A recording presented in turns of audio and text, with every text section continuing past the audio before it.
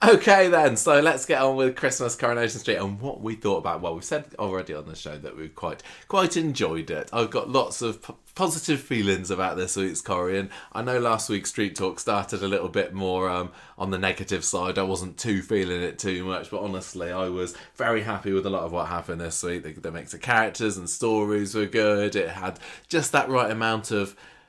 Did it have much festive cheer? Maybe it didn't have too much festive cheer, but the drama and the action was all quite fun for me. So get ready to hear me talking very very joyously about what happened this week. Did you enjoy it on the whole? I think you gave it bangings every day, didn't you? I thought it was a really great week of Corrie. There was some great stuff. The only sad regret I have is that it wasn't, like you say, very Christmassy.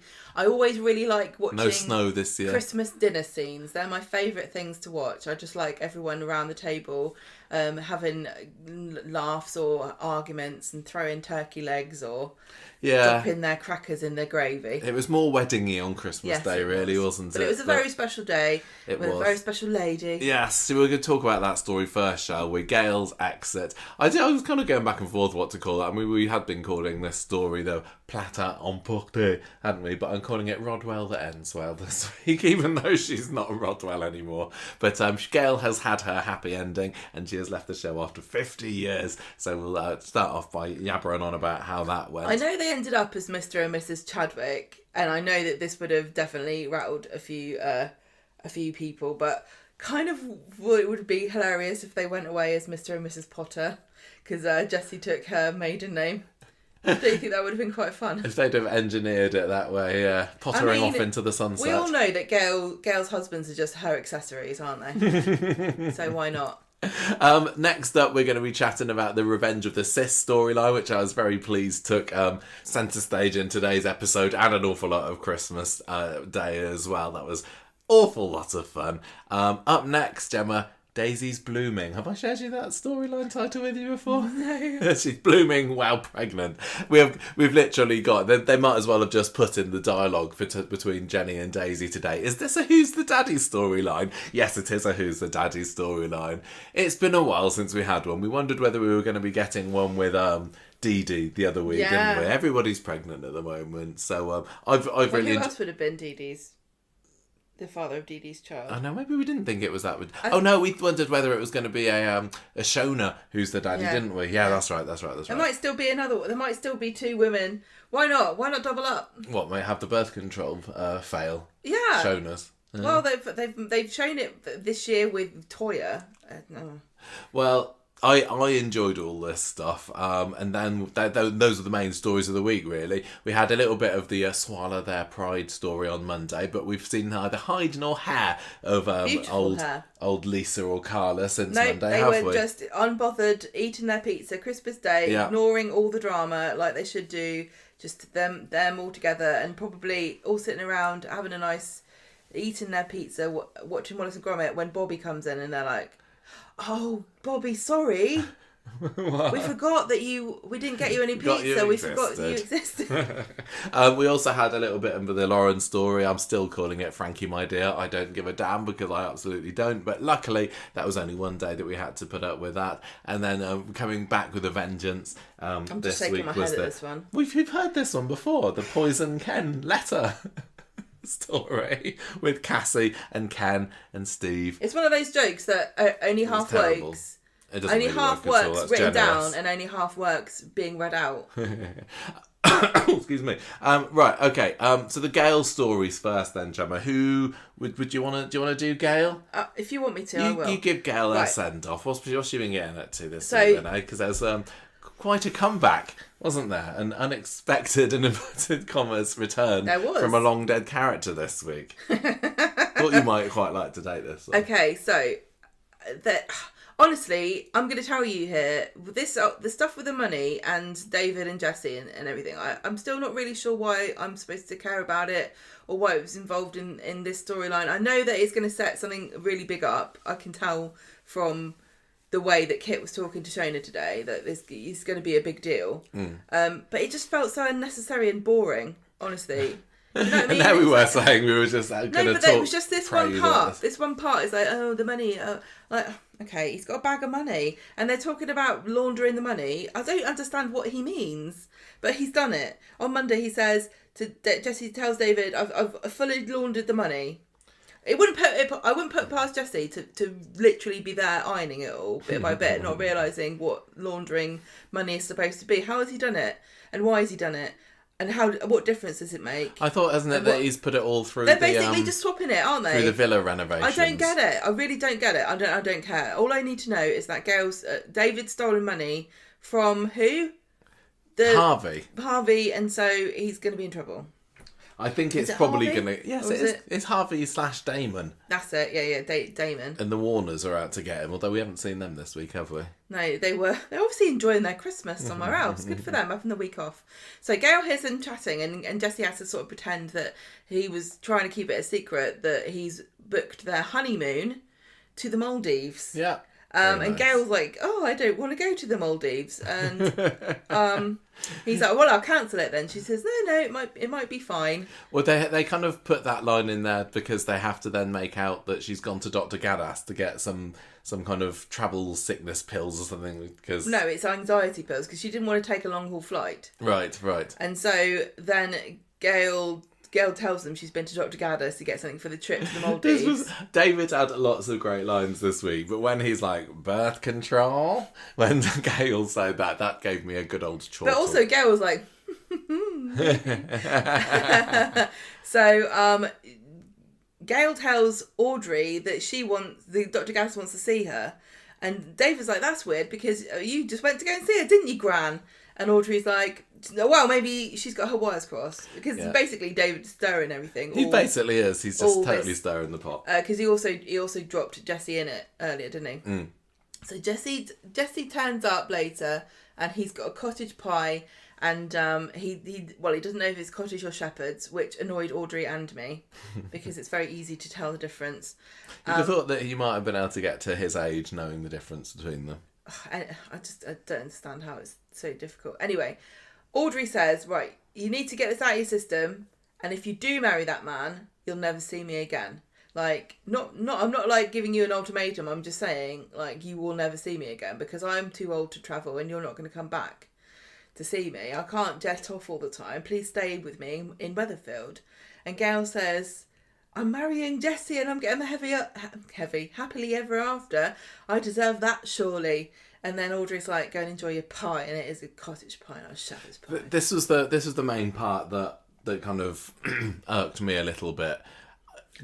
Audrey... I know you don't agree with her, but I do. I think she's right. I think she is. She will never see her again. We know she won't because Gail's not coming back in the show. Yeah, but Audrey can...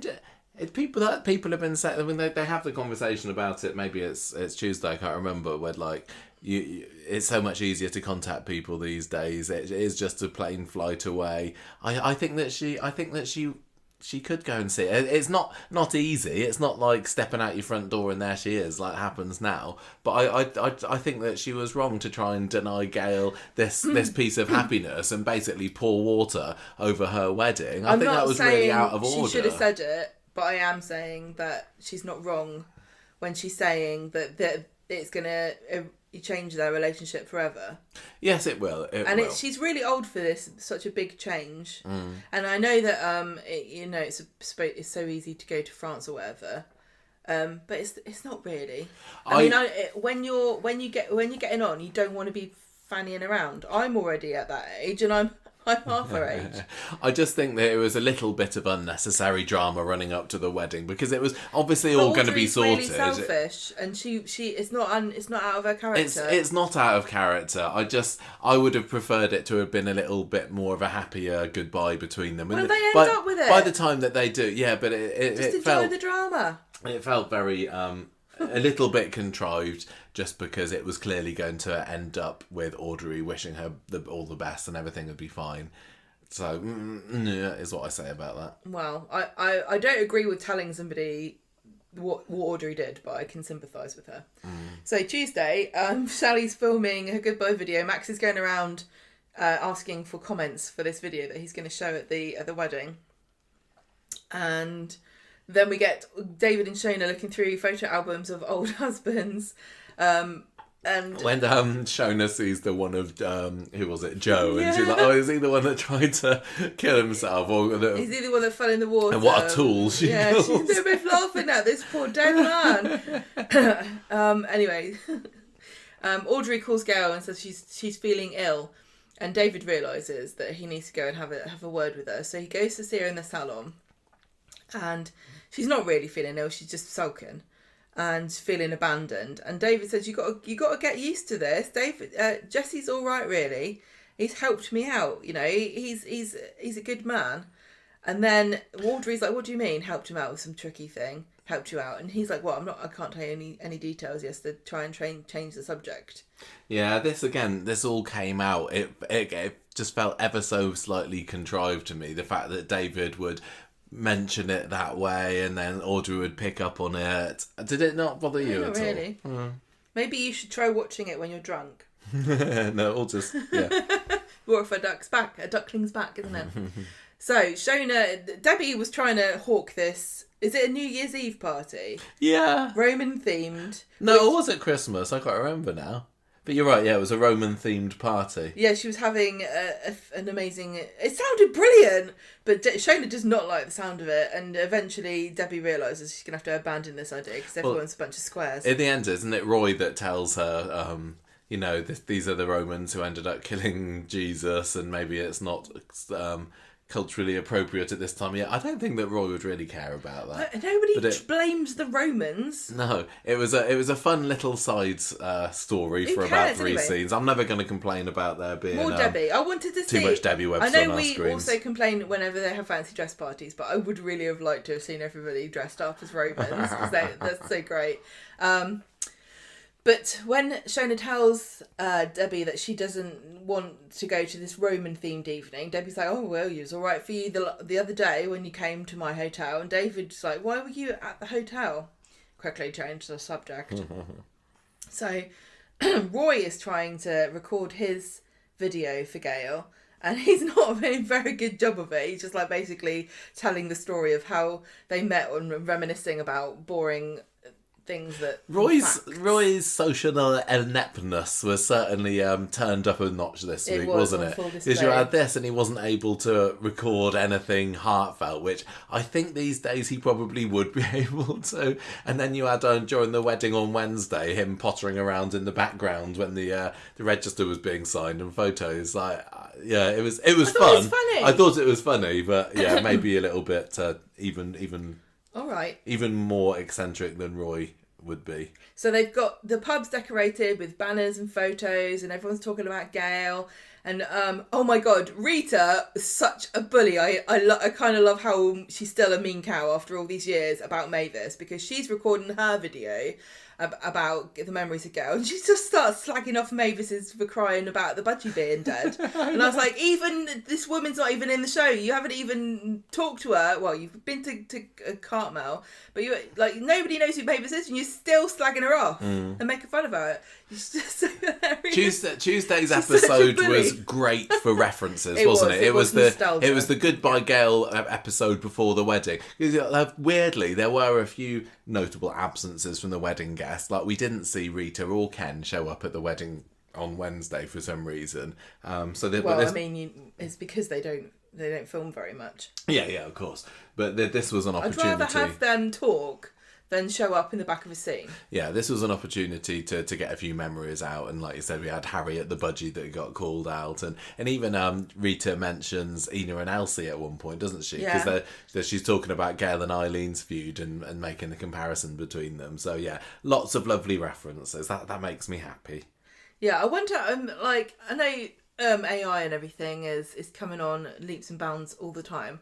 I'm just wondering, will there be a point where Coronation Street can seriously make use of the technology to CG Rita and Ken in the back of a church? Yeah, maybe. I don't know. Well, you know how they say the people don't like filming the like the church scenes and everything, which is why I think a lot of the times they don't have them because everyone hates it so much.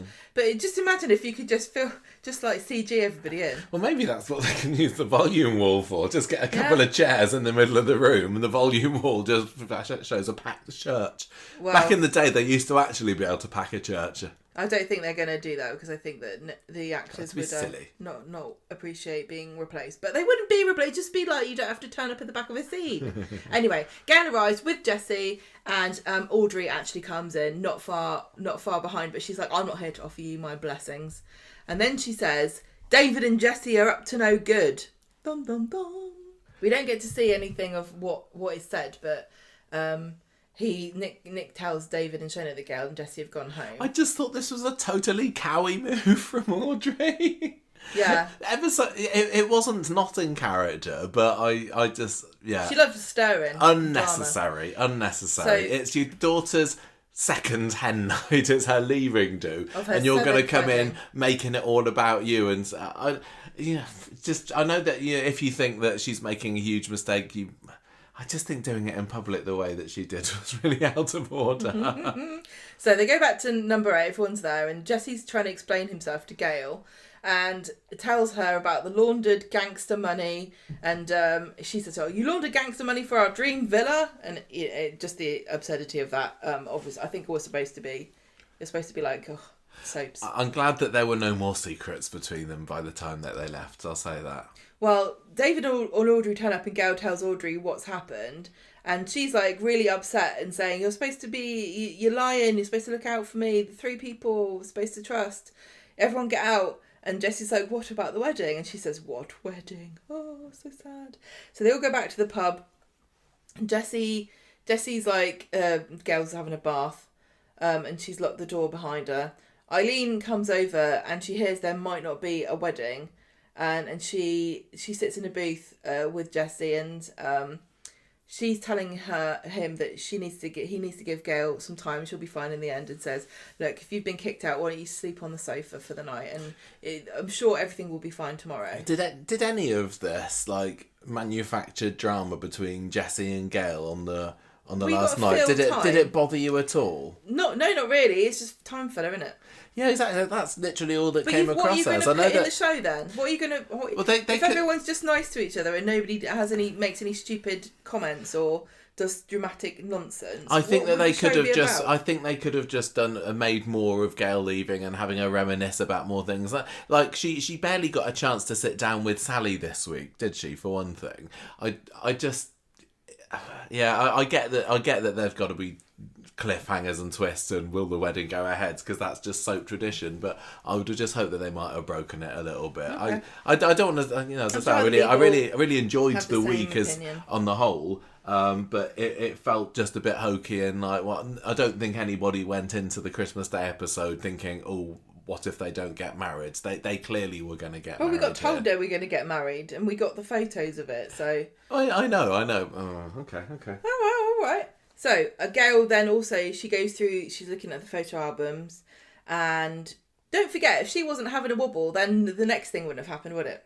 Because she falls asleep, and then she sees somebody's at the dining room table when she wakes up. He's not at the dining room table, he's standing, isn't he? He's at the table. He's at the table. He's got his back to the table. His back to Gail, and he's fiddling with something on the table. We see him dripping onto the carpet, and she's like, "Who are you?" And he turns around, and it's Richard Hillman, back from the dead, covered in seaweed and dripping it. Well, pondweed. And this sounds a bit like a prediction episode where I've gone completely off piece and started talking about nonsense about what I want to happen in the new year. But no, this really did happen. The ghost of Richard Hillman really did appear in Gail's living room, dripping everywhere, because he's just come out of the canal saying, "Hello, Gail." So, should we get through the beginning of Wednesday's scene with Richard before we share our thoughts about this?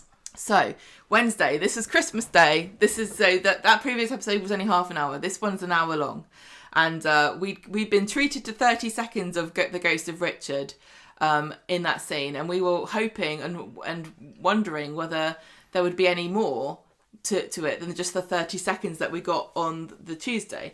But luckily we did. We got quite an extended scene, didn't we? So he starts singing. to Blue Christmas, instead of having a musical Christmas montage, we had... This is the first year, probably in ages, that Corrie hasn't started with a little bit of music in the background and everybody's Christmas unwrapping of presents or whatever going on screen. But yeah, he still managed to get a little bit of music in. Yeah, we had a bit of diegetic music, didn't we, instead of non-diegetic montage. So he's singing and he moves closer and sits down next to her and he picks up one of the wedding albums, which is Jessie. So all of the husbands have an album each, I suppose. And he opens Jessie's, there's nothing in there, and he says blank. Just like his personality. He's got a pulse, but does it set yours racing? And then it cuts, and the next second they're dancing with the light under the light of a disco ball. And the dreams stepped up even further because Gail's imagining like lights and the sparkly curtain, and there are pillows with people's faces from the past on the sofa. There, I'm pretty sure there's an Elsie Tanner on there, and there's a Brian one, wasn't there? Yeah, Brian, and maybe a Michael on there. And there's also a pile of crates with French flags and garlic festooned on it, which is such a Gail thing. Like her when she's thinking of France, that's what she conjures up in her mind, which is so hilarious. When she gets to France, she's going to be devastated that it's not just strings of garlic and people on bicycles with Breton tops on. So they're dancing. And he is telling her that nobody can match the buzz that she got from him. And he also criticises her parenting, doesn't he? And says, you indulged in the very worst of your kids and they never learned. Yeah, I mean, everything that he's saying here is clearly her mental anguish that she's feeling in the run-up to the wedding, kind of embodied as Richard Hillman. Yeah, that's right. I mean... Have I been a bad mum? Is Jessie the right choice for me?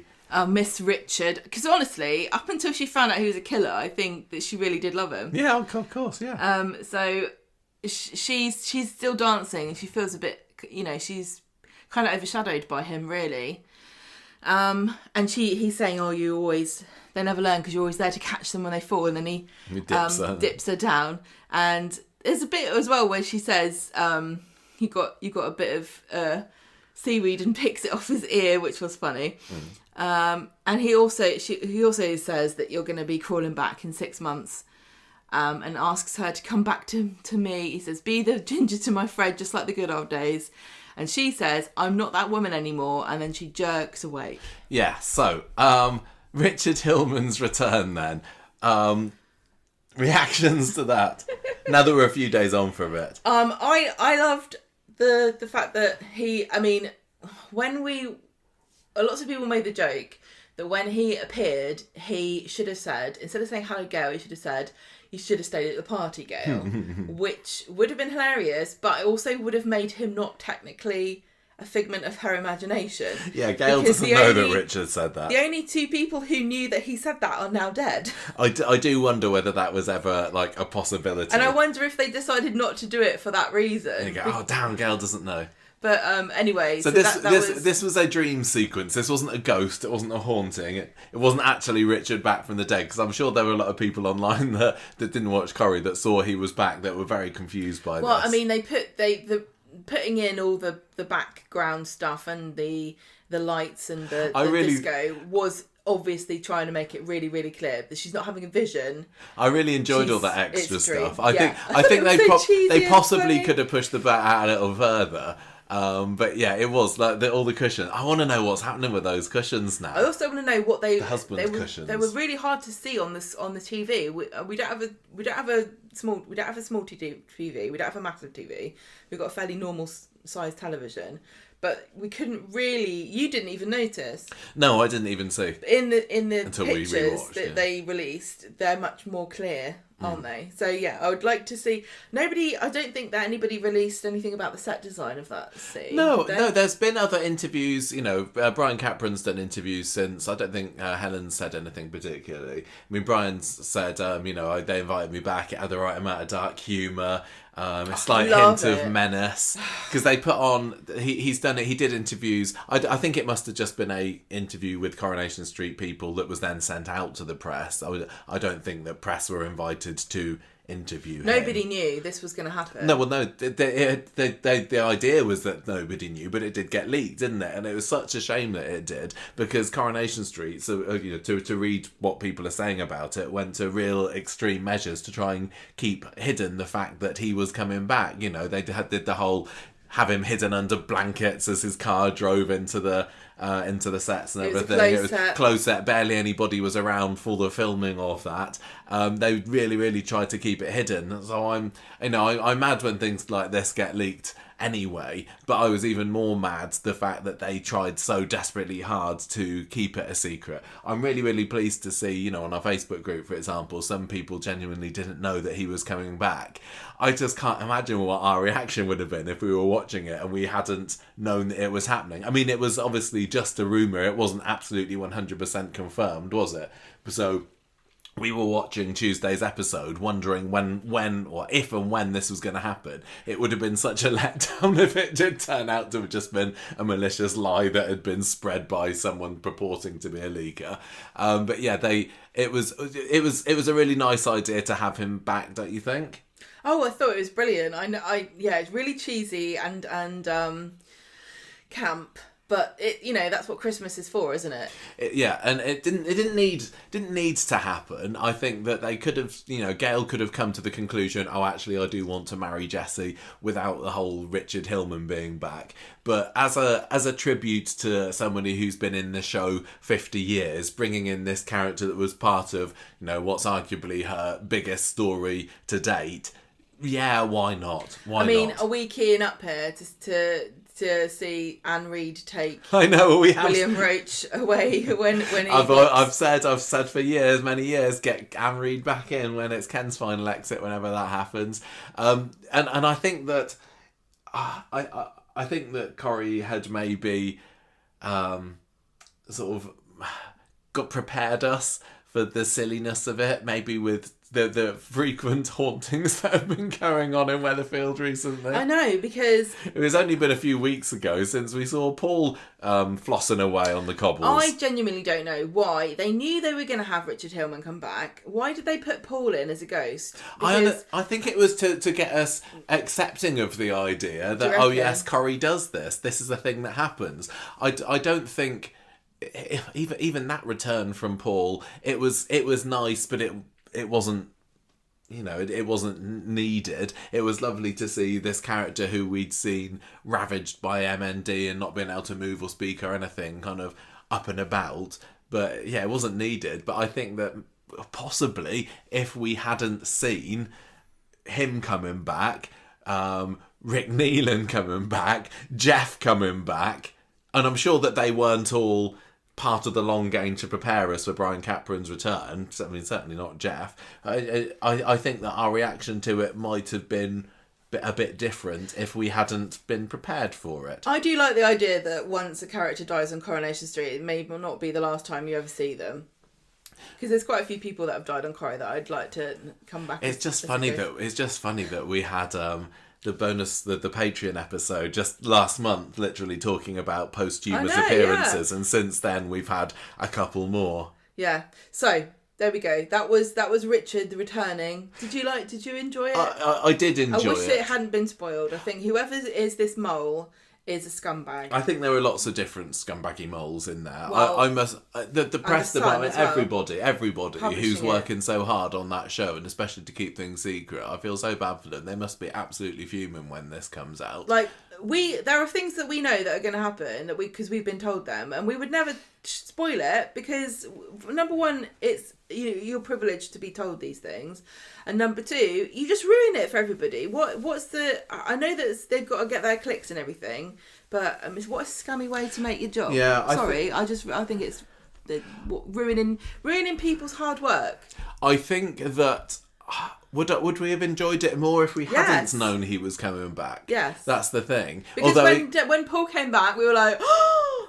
Yeah, you're right. We didn't know that was happening. And I think that we'd have been sitting down watching the Christmas Eve episode of Corrie completely unprepared for this. I mean, I think the synopsis for it, which I've since read, said that Gail gets an unexpected visitor. So some people might have been wondering who could that be. But I don't think anybody would have said, oh, it's probably Richard Hillman they're going to have back. If that had been a huge surprise, absolutely amazing. I kind of wish that they had done a kind of misdirection and sort of asked Brian Capron and some of the other ex-husbands who were still around to record a message that they could have put on social media and gone, oh no, he just came in to record that along with the rest of it. But I think that they did as good a job as they could, but you can't not tell anybody. No, and the problem with these leaks is they're 95% plus chance to be true. There's been so many of them over the years, especially over the last 5 years, that have been absolutely right. The ones that don't come true, I do wonder if that was a plan that had to get scrapped.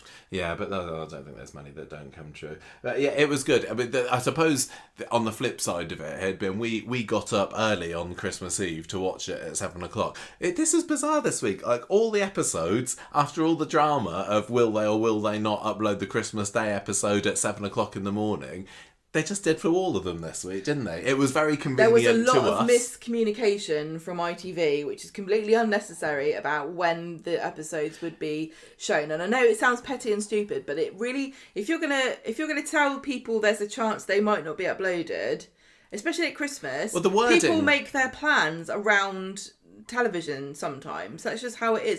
You want your fans to be doing this, and then you kind of fumble explaining exactly when you think the episode. I can't remember when it was. Was it Sunday night that they put out a schedule of here's when Corrie's on this week, and the actual wording of the text was that most episodes will be available at 7:00 on ITVX. There was so much misinformation. They all were. It just made me wonder, were they deciding and umming and erring about whether to upload? It could have been the Christmas Eve episode or the Christmas Day episode. Will we do this early or not? Until the last minute. First of all, everyone got told they weren't going to be uploaded early. Then earlier in the week, the press got told they were going to be uploaded early. And then ITV Help said they weren't going to be uploaded early. And then ITV Corrie said most episodes will be available. So they just made it so complicated and confusing and irritatingly silly. I don't know why. But if we had not... If we hadn't known, we wouldn't have got up early at 7:00 to have watched it on Christmas Eve if we hadn't known, if we hadn't suspected that that Richard Hillman would be in it. We wouldn't have watched it. We wouldn't have got up earlier. We would have gone onto Twitter at like 9:00 or 10:00 or whenever, seen that Richard Hillman was back, because people were just tweeting Richard Hillman's back in the show, which is exactly what we said would happen. When they had the early uploads, we said people won't be able to stop themselves. There was a very short grace period where people were trying to be respectful of spoilers, but like I said before, what is the benefit of the individual person to keep it a secret and wait until everybody's seen it? Because especially if you're excited about something, you might want to post about it. Yeah, this is what it stifles conversation, and it makes people. It's just created bad feeling, because if you haven't seen the episode, you're just annoyed at the person, and the person is like got no way of knowing whether you've watched it or not. No. It's just a sad reality of. Yeah, so I was really angry that it got leaked, but I think I would have been more angry if it hadn't got leaked and I would have seen it on Twitter by somebody posting it. I would have been absolutely fuming then. Yeah. So as it was, we went into the episode. I was really excited, but I was left at the end of Tuesday's episode, like you said, thinking, "Oh, is that it?" Because it was brilliant. I loved how they had him dripping wet, like. I suppose that's one thing. We were expecting to see him, but we didn't have really any idea, what he would say, and nobody would have. That was a really great touch, having him, canal fresh, as it were, and literally having him dance around with her on Wednesdays, utterly bizarre and definitely true to what a dream might be like. Yeah, I know. Brian Capron was amazing. Brian Capron is just great. Yeah, he was in. He was a 5 minutes or so. He was in the show. Brilliant performance. He was darkly menacing. It was just loved it. Peculiar, but yeah, absolutely loved it. I think I probably would have loved it even more had I not been expecting it, because I was kind of building it up in my head. And I think, if I hadn't seen it coming, I would have... you wouldn't have had any I would have had no qualms, yeah. and I would have just absolutely loved it, whatever. And well, I think, so some of the dancing was a bit odd. I don't think that there were... I thought it was a dream. I know. There weren't any lines that made me think, oh, this is an absolutely epic line for the ages, and I was kind of half hoping for there to be something like that. But if I hadn't known about it, I would have just been like, this is brilliant. I'm excited that he's come back, but I would have been more excited if we hadn't known. But really fun idea, and it certainly opens the floodgates for more of this, which I think some people are nervous about. But it is nice to be able to see actors again once they're passed on. But I totally get people who say that's not what Corrie is, that's not what soaps is, and I can't say I completely disagree with them. But in my head, I've just kind of made peace with it and think, well, it is now, and it is kind of nice to see them again. So there's worse things that could become more of a norm. Not that it's a norm. It's not like they're doing it every 5 minutes. But really, they are at the moment. They are at the moment doing it every 5 minutes. I know. People say it's a cop out, but everyone knows that you dream of people all the time. Like you'll dream about people, and especially if somebody's died, you do dream about them after they've gone. And I don't really mind it. It's just a creative way of telling a story, and it still is realistic to me because, like I said, I dream about people. Yeah, I still think my favourite Corrie dream was the Yasmin's one in prison, where the prison guards and everyone was Jeff. That was really cleverly done. But this was still a lot of fun. They're always really creative as well with the way they do the dreams. They're always really obviously dreams. Yeah. Apart from, I'm still not convinced Paul wasn't a ghost. But anyway, is that the one? I just wonder, I can kind of imagine all the Corrie dead characters just hanging out in the afterlife saying, I went down and did a bit of haunting the other day. I didn't know you could do that. I've been just sitting there. I didn't know you could go back down and enter people's dreams. Yeah, maybe Paul and Richard are best pals in the Corrie afterlife and he's been telling them how to do it. I mean, when we did our top 5 characters returning after death for Patreon, please join Patreon. Patreon.com/conversation. We never went through and said ghost or vision or dream. I don't think any of them are actually ghosts. Yeah, I think Paul was a ghost. And I also think that Vera was a ghost. Anyway. So this stuff that Gail, that Richard was saying then, do you think that was supposed to be a manifestation of Gail's thoughts? Because that was the other thing. When I heard that he was coming back, it was, is he going to say things to Gail that Gail shouldn't know or shouldn't be feeling? He never did. I think Gail clearly had been having doubts about it, which was all brought on by this whole money drama. Well, and so she's been thinking, what would Richard say? This was in no way Richard Hillman actually coming back and delivering a message from beyond the grave. But I did like the way, it was very, he came in and he took charge and everything was glitzy and glamorous, which is kind of how it was to be married to him, because he promised her all these riches, and he was a businessman, so important, unlike anyone she'd ever really known before. Certainly nobody that she, had dated, and he was, razzle dazzle and amazing, and then he's also sort of slowly undermining that with all the criticism he gives her in this, all these sort of thoughts that have been in the back of her head about how she might have failed in her life. Yeah. And then but it's good that she was the one who's kind of making this declaration, I'm not that woman anymore, which is a really powerful statement, because it rejected everything he'd said about not just him and her together, but what she'd done wrong with her kids. And it kind of is a bit like the ghost of Christmas past turning up to remind Gail about her failures, and then she kind of makes up for it like Scrooge for the rest of the day, going to all of her children and having a heart-to-heart and telling them that they're her favourites, and kind of making peace with everybody before she leaves. So I thought that was really nice. It was very Christmassy. I think that maybe the tradition's coming back a bit more now, but it'd been lost for quite a long time. But in this country, there was always a tradition of ghost stories at Christmas. Yeah. And that's why Christmas, like A Christmas Carol, even exists, because that's what you would do. Christmas you would is a time for spooky stories. Yeah, it's kind of been taken over by Halloween. The other last point I think I want to make about this comeback is that Corrie has killed off quite a lot of classic characters that you might want to come back. And I don't think out of the characters that are still alive, I mean, there are definitely some, but there aren't that many, like, huge names from the golden era who technically could come back alive on Coronation Street now. Right. Because, Alma's not going to come back because she's dead.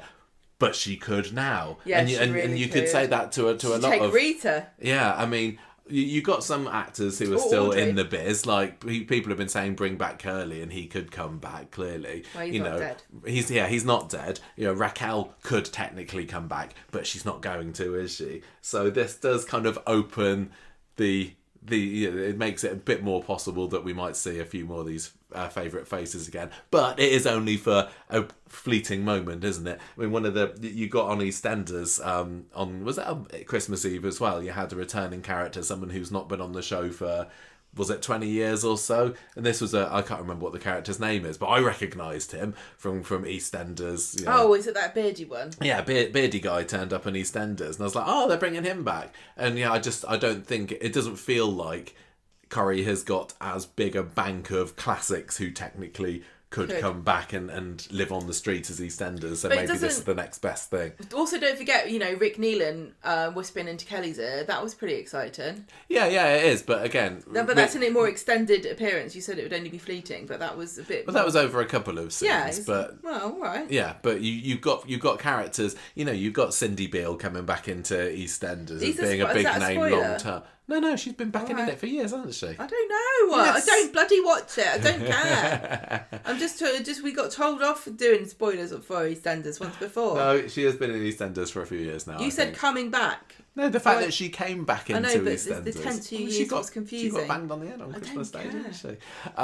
Anyway, so I thought it was a really, really nice move, a good celebration of one of her best storylines. And people have been very critical of Gail's exit, saying, it's rushed, Gail's not appeared so much in it. Oh, it's just a wedding, they're not doing anything special.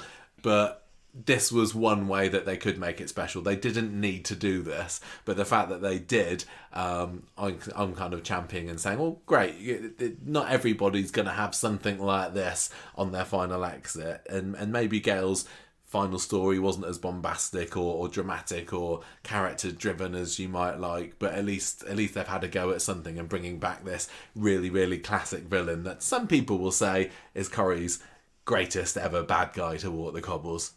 So, Gail jerks awake and she stumbles outside and she sees Eileen outside her front door and she calls Jesse on her phone, and then Eileen picks his phone out of his jacket pocket and Gail is like, oh my goodness, she's done it again. But then it's apparent that he was just staying in a spare room because Jesse opens the window and they start declaring their love for one another, and Eileen is saying it's just like West Side Story with wrinkles. I liked how Eileen played along with it just for a little bit. Yeah. The fact that they still were able to give a little bit of screen time to this Gail and Eileen feud, even on the last day. I just love the way that Eileen is clearly trying to be a good person and bury the hatchet, but she just really still hates Gail. She can't stop kind of getting a few digs in when she gets the chance. So, well, even the video that we see later, when they're watching it during the ceremony, Eileen's is the only one that we see, isn't it? And she gives this lovely heartfelt speech. When they were practicing it the day before, she was struggling to come up with anything nice, but then for the actual video she says this lovely thing, and then there's a beat and it's like, did that sound like I meant it? Which in real life would be quite a cruel thing to put in, but I don't know, I think Gail kind of understands that there is a feud going on, and maybe to have had Eileen just be thoroughly nice would have come across as a bit weird. I think it was just a nice little joke that Eileen put into it, and I think that she has sent Gail off with like a, well, I wish you luck. Yeah. Like, I wish you no we haven't ill always will. seen eye to eye, yeah, but there's no need to be horrible now, you're going, see you later. Yeah, exactly. I think that they had a satisfactory ending, those two. There's quite a few people I'd be happy to wave off to France to go and live away from me. Right, so they have a funny scene in the Platts where they count down from birthday to Christmas because David's opening his birthday gifts, and then they do a countdown, and then it's Christmas and everyone gets to open. Well, they've got it on a little sign, haven't they? Like every year they seem to. David has to get into it. It's my birthday as well, and it sometimes gets a little bit tired. But I quite like the having the sign that they were flicking round and saying, right, it's not David's birthday time, nor it's Christmas. I think David's entire personality is based around the fact that his birthday is on Christmas Day, because that is why he spent his life trying to get attention and acting out and being sarcastic and grumpy. He only gets one day to celebrate a year and everyone else gets two. Yeah, exactly. What was it you said last week? Something like, it's not easy celebrating your birthday with the Messiah. Yeah. They made a really good he's funny. Good job of it this year. So he is puzzled when he opens his gifts, and he gets vodka and he also gets a power bank, and he was expecting to get aftershave, because he found the present that Shona had bought when she'd gone away and was expecting to open it, because I think he'd seen Love Actually. It was a bit of an odd present, a power bank, wasn't it? What did I get you? What did you get? You got me a little charger from a Joy-Con. What an odd present. And she didn't even wrap it, did she? Was it just like a little power bank and a sock? Like she'd found it at the back of a drawer somewhere. It's like, oh, I'll rewrap that for David. And they can't all be winners. No. Well, anyway, Adam comes in to deliver some presents, and Shona is like, oh, you smell nice. And David is like, what? He thinks that Shona has given Adam this aftershave. I liked the little thing that they had between, was it Max and Bethany there, where Bethany's, Shona says something about his signature scent, that's it. And Max says, what, you got a signature scent? And Bethany says, so do you, and kind of wafts in front of my nose. I thought that was a really fun little sistery, brothery kind of thing going on there. Well, cousin, whatever. Well, they never really... Isn't he her uncle? I don't even know. David is... Oh, Max. Yeah, it was Max, wasn't it? Hey, who cares? Cousinly thing. Can they get married is all that anyone cares about. I just want to take the time now to celebrate the fact that Carter J is doing a bang-on job as young Harry this week. Mm-hmm. We barely got to see him a couple of weeks ago when he found that 50 quid. Even now we've only had a few scenes with him. We got a little... I think he's had his biggest episode on... Yeah. We had his biggest episode on Friday, wasn't it? Where he'd put this awful card together. I mean, the character, not the actor, obviously. Every time they get a child to draw something on Coronation Street, they seem to make it age inappropriate. And I know that Carter, who plays Harry, is a little bit older than Harry, but I think that he would be able to draw a better card than that. Who does the pictures? I don't know, but it clearly wasn't him. Imagine how bad we'd feel if it turned out it was the children. But maybe they did ask him, the actor, and he drew it worse than he would have done because he couldn't remember how bad he was at drawing when he was 2 years younger. I don't know. Adam's birthday card, I was saying to you when we were watching it. Well, I can't remember what it said, but it looked like get well soon, that's it. And the double O's just looked like a pair of boobs. It did look like it was covered in boobs. Stick man with a boob by the side of his face. Clusters of boobs all over the place. But anyway, I think that he's doing a really, really great job as Harry, and he's a totally different kind of character as the old Harry was. But I never have any problem with young kids being recast if I think that a recast is needed, but he seems like a really, really bright spark, and I hope that they've got some good stuff coming up for him. I don't know whether they will, but he definitely strikes me as a cheeky monkey. He does, and he's not just kind of replacement while we've got someone who can probably act a bit better, like they sometimes will do with the young children. This kid, he has been in the we were talking about him last week actually, and you said, was he a monkey in the new Robbie Williams film? And he literally was. He's played young Robbie Williams in the new film, so he's quite a big deal. The fact that Coronation Street's managed to get hold of him, and in the same way as Jack P. Shepherd went through his teenage years. He was a constant presence on the show, and I'm starting to wonder, are we going to get that for Harry? Because they've got a really, really decent actor playing him. He's completely charming. I have got utter nothing but praise for the little that we've seen of new Harry so far, and I kind of wish that he was David's kid, so that he would be more at the heart of the Platt stuff. But he might be. You never know what. You never know what's going to happen. I mean, as far as him being more in focus rather than him turning out to be secretly David's kid, because that'd be weird. But yeah, I think he's absolutely amazing so far. So good catch, Corrie casting department. Yeah, well done. Anyway, so back to the Platt Christmas present drama. Audrey shows up, even though she's not been invited. Maria tells her that Gail does not want her there, and she closes the door on her face, and so Audrey has to go off all upset. Then we get to see the bistro being set up, just to warn you that the Battersbys are lurking around. Yeah, I've kind of taken out all the Battersby drama from this one. Yeah. But Gail and Sarah are in the back, and this was a really lovely scene where Gail is talking to Sarah and telling her, you're the only daughter. People look to you, but you've got to look after yourself and choose happiness. You've always been my favourite. And as soon as she said that, I knew. I was like, she's going to tell all of them they're her favourites, because there's no way Sarah's her favourite. Yeah, I really appreciated the fact that each of the children got their own sort of individual goodbye scene. Although Nick's was a little bit thrown in at the end. I was kind of waiting for the Nick one to come in. And it wasn't private. No, that's the thing. It was as Gail was getting into the car, she sees him. I was saying to you yesterday, like, did they do it in the right order? Did they give enough time to everybody? And I think they did. I think that building up to Nick and leaving him as the final one was right, because I think, for whatever Gail says about First who her in, last favourite out. is, yeah, there's definitely an element of that to it. And I think Nick is her favourite and he's the golden boy.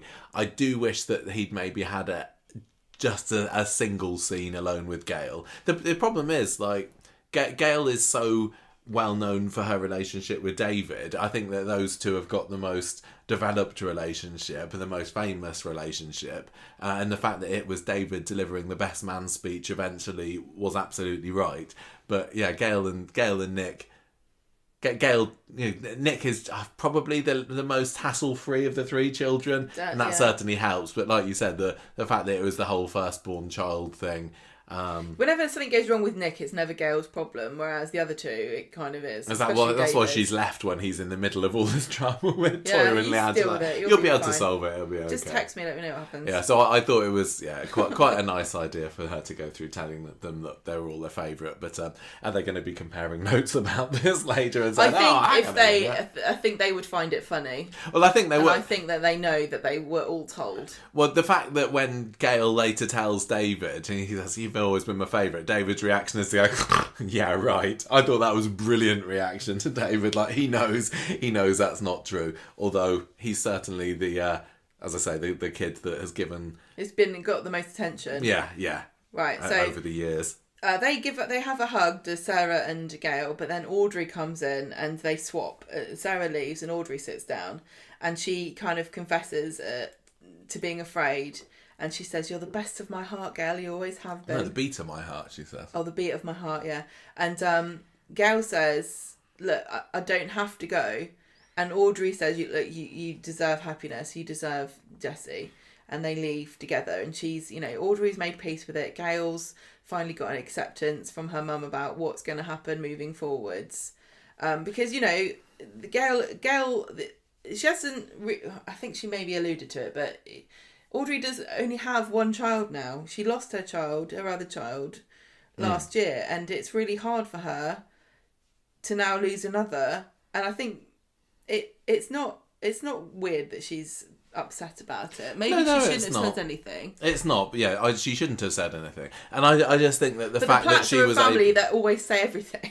Yeah, I just think the fact that she was able to make peace with it and then turn around and support Gail so quickly as well, it didn't quite sit right with me. I think she knew that she was being an arse, and I think they both knew that Audrey was making a last-ditch attempt, and I don't think she really expected it to be successful. I don't know. I'm giving everyone a pass. What did you think about the fact that Gail and Maria were telling Audrey she's not welcome? Because I think that was, being a bit stinky. That was being a bit stinky on Gail's part. I would have thought that it would have been a pretty open invitation, and if she ever wanted to come crawling back, then of course you're welcome. Honestly, though, I think if she hadn't been rejected, Audrey wouldn't have gotten over herself. I think that she needed a kick up the arse. And I think she realised that she was going to lose Gail either way. She's either going to lose her forever because she's never going to speak to her again, or she's going to lose her to France and she's going to still be able to talk to her. And I think she realised in that moment when she's being kicked out, actually, I've got more to lose than I thought by doing this. I'm not going to win here. I've got to get over myself. So yeah, it makes sense narratively that this is why it happened. You can quibble about whether it made sense for the characters. I don't think... I think that it was fine because, like I said before, I think Audrey's a flighty miss. So then we cut and we're in the middle of the wedding, basically. And Jessie and Gail are at the altar together. We've got Blue Merrick returning as the... Forget Richard Hillman. We had 2 returns. And I know that this doesn't mean... wasn't spoiled. I know that this doesn't mean a lot to everybody, but when we went into the bistro on Wednesday's episode and we saw that they'd got Blue Merrick back as in the role of Jenny Reese as registrar, that almost knocked out Richard Hillman in my list of it was good to see her back. Exciting Christmas return. She's not been in it since, I think it was Emma and Curtis's wedding. Maybe she only does Christmas weddings. Maybe. That's maybe her she's thing. like money free at Christmas. But yeah, I was very happy to see her. We even DM'd her on Christmas Day, didn't we? And she got back to us. We said, "Hooray, you're back in Corinne." She's like, "Yeah, I am. Follow me on this guy." I've never done a Gail wedding before, so she was happy to have been invited to a Gail wedding. Hooray. I was totally chuffed to see. And what did you think of the wedding setup in general? Like the bistro, Gail's dress, all of the kind of the decor, the atmosphere and ambience of it. A glass at that love sign, I think. No, that's a joke because that's what Leanne does. I thought it was really beautiful. I think it looked really nice. I wish it wasn't at the bistro. I'm glad that it was because then we got to have the fight break out in the middle of it, which we wouldn't have done if we'd had it anywhere else. But I really wanted somewhere else. I'm fed up with bistro weddings. I totally get people's criticisms of the fact that it was at the bistro.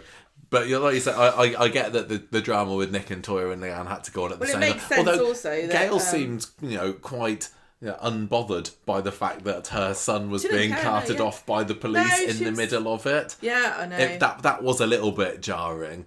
So yeah, obviously somebody as iconic as Gail, I think, does deserve to have been married in a better place. Her Michael Rodwell wedding was done in Register Office, wasn't it? The hall that they usually go to. I can't remember whether she's had a church wedding or not. Hall? Yeah, that's it. Look, at this point now, a bistro wedding is traditional for Coronation Street. But it's a tradition they need to get out of, I'm going to say. Right. What do you think of the dress? I thought her dress was beautiful. I think it was very nice. It was, what was it? White. Yeah. White with a jacket. And then at the end, she threw another jacket over the top, which was like a really nice, furry, fluffy white one. She looked gorgeous. She looked absolutely stunning radiant on Wednesday's episode. Beautiful hair, as usual. I just loved, during the speeches, how happy and warm and she looked. Like, she was delivering the lines perfectly. And she there was no sign of any of the silly, batty doofus Gail that we'd seen and grown a little bit fed up of over the past few years. She was just absolutely brilliant. I loved the smile. It was so warm. Her speech at South, where she was talking about little Gail pottering through life, talking about being in the shadows of her glamorous mother and her glamorous friends, which was funny because then you got cut to Sally, going, she's talking about me. She talks about being blessed and cursed and blessed again. It was just a really, really nicely written speech. All the speeches were. It was Jan McVerry who wrote Wednesday's episode, and I think it was a really solid choice picking her to do such a landmark episode of the show, and these speeches did not let me down one bit. It was lovely. I really think that Corrie writers always rise to the occasion when they're being given a big task, aren't they? I mean, we have our criticisms with the day-to-day stuff, but the big stuff, I think, is done. Yeah, they did not drop the ball in the slightest. All week they were doing fantastic. Everybody was doing fantastic. The speech did have the usual Corrie, and maybe it's other soaps that have this trope, I don't know, of characters in the congregation kind of piping up with everyone always interrupts a speech on Coronation Street, don't they? Like, she's talking about her friends with their little houses, and Debbie says, "Hey, get you with your villa." Like, shut up, this is You're not allowed to interrupt my speech. Yeah. But it just seems like whenever anybody does a speech in Coronation Street, you have to cut to someone else, when I don't think I've ever been in a speech in real life where people have done that. But hey, maybe I just don't go to enough speeches. They're not, or I don't characters. have as witty of friends as the Coronation Street But, characters. you're saying speeches. These were actually supposed to be vows, which they did wind me up a bit that they were just speeches. And if I was the registrar, I would have said, "Can we just do vows, please?" Yeah, so they were your ragging life on Roy history. on Tuesday's episode for not being able to do a message properly without making it sound like a historical documentary. Yeah, I was saying that to Jessie. Like, we don't want your life story. Just say what you're going to do. Well, even at the end of it, the registrar goes, "Lovely." She's like, "What a lovely story." Okay, anyway, cool. should we marry you now? Right, so they put the rings on. They get pronounced man and wife, and then Gail and Audrey have a make-up hug. And then David ruins everything, doesn't he? Well, the story kind of takes a bit of a turn at this point, doesn't it? Because this was another one of my slight criticisms of the day. I would have preferred for it to have just stayed on the niceness of the wedding. Oh, I didn't mind having all of this go on. I didn't mind it too much, but I preferred the wedding stuff. Oh, I liked this because you get Vengeful David, and we haven't seen Vengeful David for a while, have we? He takes his birthday vodka over to Adam's flat, and his obviously suspecting him of cheating with Shona, and his plan is to get him drunk and make him confess. So they settle down for a drink, and Adam has to have whiskey, because of course he does. And so they have a toast. Scottish, don't you know? Yeah, I didn't notice. So they have a toast. Yeah, they toast to apron strings because finally David's are getting cut after all these years. He's like, here's to apron strings, G-strings, no strings attached. And both of them are looking like they're getting slightly plastered, don't they? Yes, that's right. There's a twist. People are wondering where David is, because he's supposed to be the best man, like you said, and Shona's getting worried because she hears that he was last seen walking towards Adam's flat. But it turns out that even though David was drinking vodka, he'd actually replaced it with water. Yeah. So he was only pretending to be drunk. And then Adam catches on to this. But then David accuses Adam of having it off with Shona, and they take it out to the balcony for some reason. I'm not really sure what David's plan was here. Well, this was because that used to be Tina's flat back in the day, didn't it? So when she got pushed out the balcony, that in my mind, I just call it Tina's balcony because they use it so infrequently. That was the isn't that not the builder's yard? Yeah, that's what this was. That used to be Tina's flat. Yeah, the flat. That's how is the builder's yard attached to a flat? I don't understand. It just is. This is the flat that's round the corner, isn't it? It's the one that's opposite Roy's, and you go up it, and then it's got access to the balcony, which has also then then they've also built on this big staircase. I think the staircase there does muddy the waters a little bit because this was the one that was built for the fire earlier this year, wasn't it? And this is the staircase that Adam eventually takes a tumble down. Didn't actually exist 12 months ago. For a year, and already 2 people have fallen down it. I think it's a health hazard. So they head out to the balcony. Adam goes to have a swing at David, who's clearly trying to menace him, and then he misses and falls down the stairs, and Shona and Sarah are walking around looking for them, hear the commotion, come running over, find Adam on the floor, blood's coming out of his ear, and they both pretty mad at David for having pushed him. This was another case of the injury seems quite bad, but he was kind of happily skipping down the street by the end of the episode, or at least the next day, wasn't he? So Shona's really mad, and Sarah calls an ambulance. They leave. They leave Sarah to it. Yeah, they go back to the bistro. People are frantic because David's not there yet. So, I think the fact that they were just all flitting off from the wedding during the day, it was a bit flaky, really, wasn't it? This is why you don't Nick have was it. off the police station. David had gone to visit Adam. Sarah had caught up with him. I would be pretty narked off if I was Gail at the moment. It's like, can't you just at least stay with me for my last day in the country? Well, this is why you don't have it at the bistro, because the people just be like, I'm just nipping down the pub, I'm nipping home, I forgot to... When you hold it in the countryside, you're basically holding everyone hostage, aren't you, in a hotel? You've got to stay here, there's nowhere else to go. Yeah. The nearest shop is 4 miles. Right, so... Nick decides to distract everybody by putting on his gift, which is the video compilation that for some reason Max made for him. Well, anything that anybody ever wants videoing now, you got, elite videographer Max there to save the day because nobody else knows how to point a camera and turn it on at somebody. And every time you ask him to make a video, he's like, do you want animated cockroaches in it? Because that's like my thing that I can do really well. I thought the video turned out really nice. And the fact, I liked how they were kind of cutting back and forth between characters and they had the music in the background. It wasn't just one person's video, then another, then another. Yeah, that's right. It was edited very well. Nicely edited. Well done, that Max. took you hours, Max. Whoever did it. Right, so Kit shows up where Adam is on the floor and David's still like saying, oh, this is karma, this is your fault, you're messing around with other people's wives. So Kit knows that David thinks that Adam's done it. He knows it was him. Yeah. So Adam starts to wake up. Sarah's like, okay, you guys go back to the wedding and I'll stay here. And then this is when they're walking along and David's like, you were cheating with Adam, and she's like, no, I wasn't. And he says, well, why? Where's the aftershave then? And she said, I bought it for you. I just forgot where I hid it, which I think was one of the best lines of the episode. Brain injury. But did we ever find out? I can't remember really whether that was true. Like, I believe her. She didn't secretly give it to Kit. She clearly didn't give it to. No, it was Adam. She would have been Adam. She gave it to. Why? Why would it have been Adam? Because he's the one that smelled of it. Yeah, but I thought the original plan was that she got aftershave for Kit. But then no, I suppose... I genuinely think that she bought it for... Okay. And I just think that they all went to the same shop, which is why Adam's got the same aftershave, because they all just went, that looks like a good deal, I don't care, just buy that. At the moment... That's my headcanon. All of the Platt women bought the same aftershave.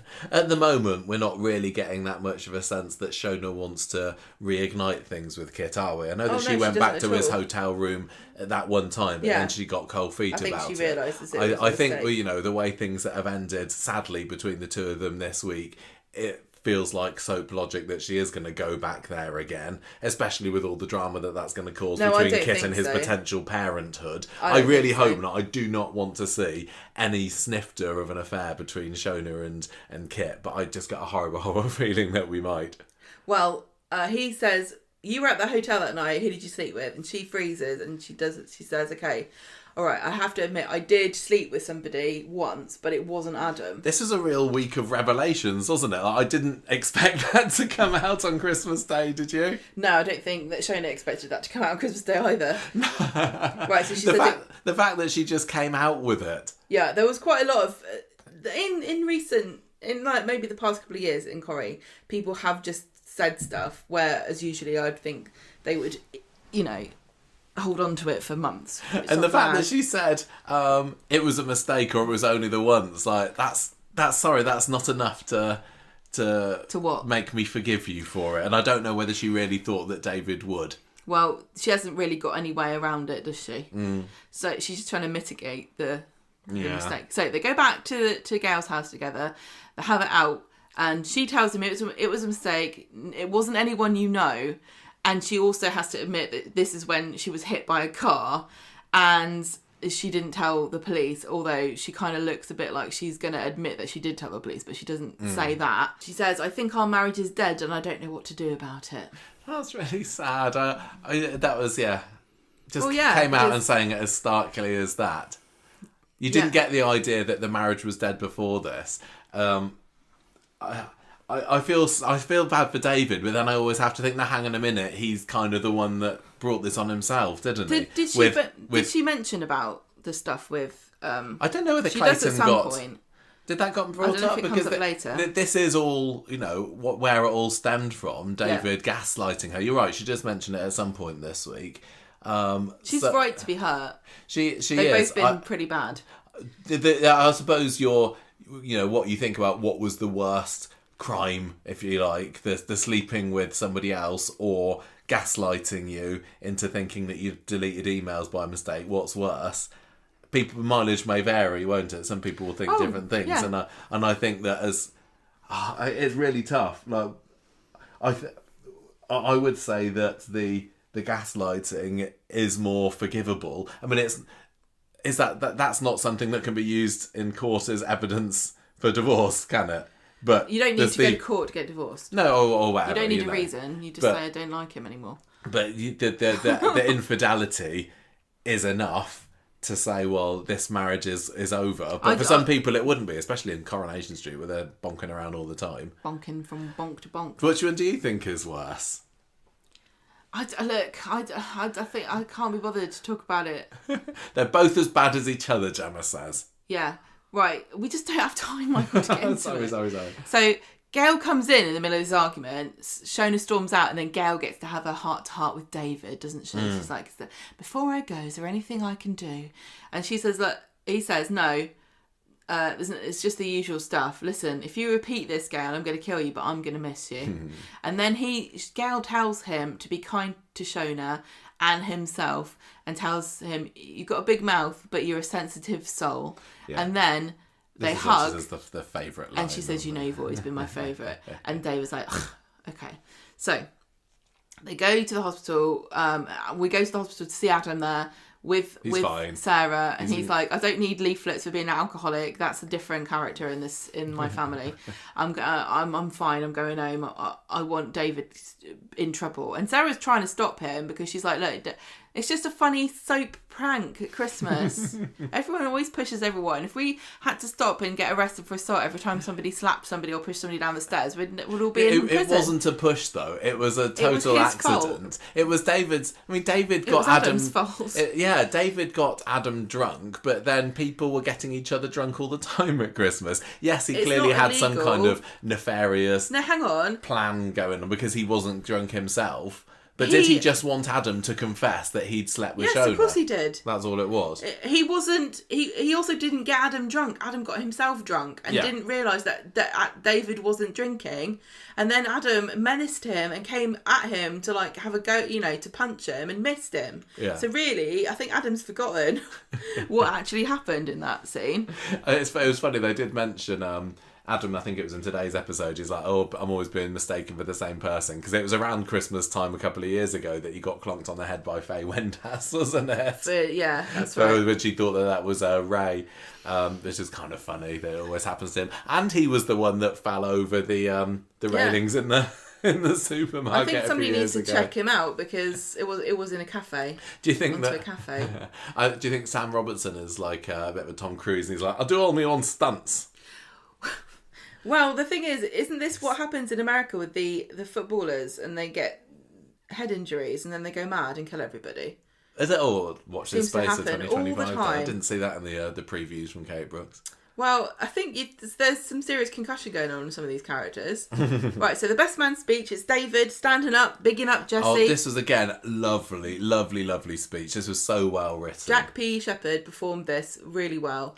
He gets himself very emotional, doesn't he, David? Saying, yeah, and it was one of those things that's like, I think that was genuine emotion there. Yes, he is a brilliant actor. When you're watching all of these characters in this episode crying about Gail, you're just thinking... And when they're saying goodbye to her and everything, you just know that they're saying goodbye to her in real life. Jack and Helen have been on-screen mother and son for nearly 25 years now, haven't they? Like half crazy. of the time she's been in the show. Imagine that. And he knows that the Gail and David relationship is, one of the best parent-son relationships that Corrie has and has had. So it was not a surprise. It wouldn't be a surprise to learn that was genuine emotion there. So I love the lines about she's been a doormat and I've wiped my feet on her more than most. Well, she said she's not a doormat, she's an optimist. She sees the best in everyone. She gives everyone a second chance. And he says when she's happy, she lights up the room, and then his voice starts to crack. And he tells her she deserves a happy ever after, and he calls her mum. You were saying he's going to call her mum, weren't you? Call her mum. So beautifully done. Then we cut when the wedding's over.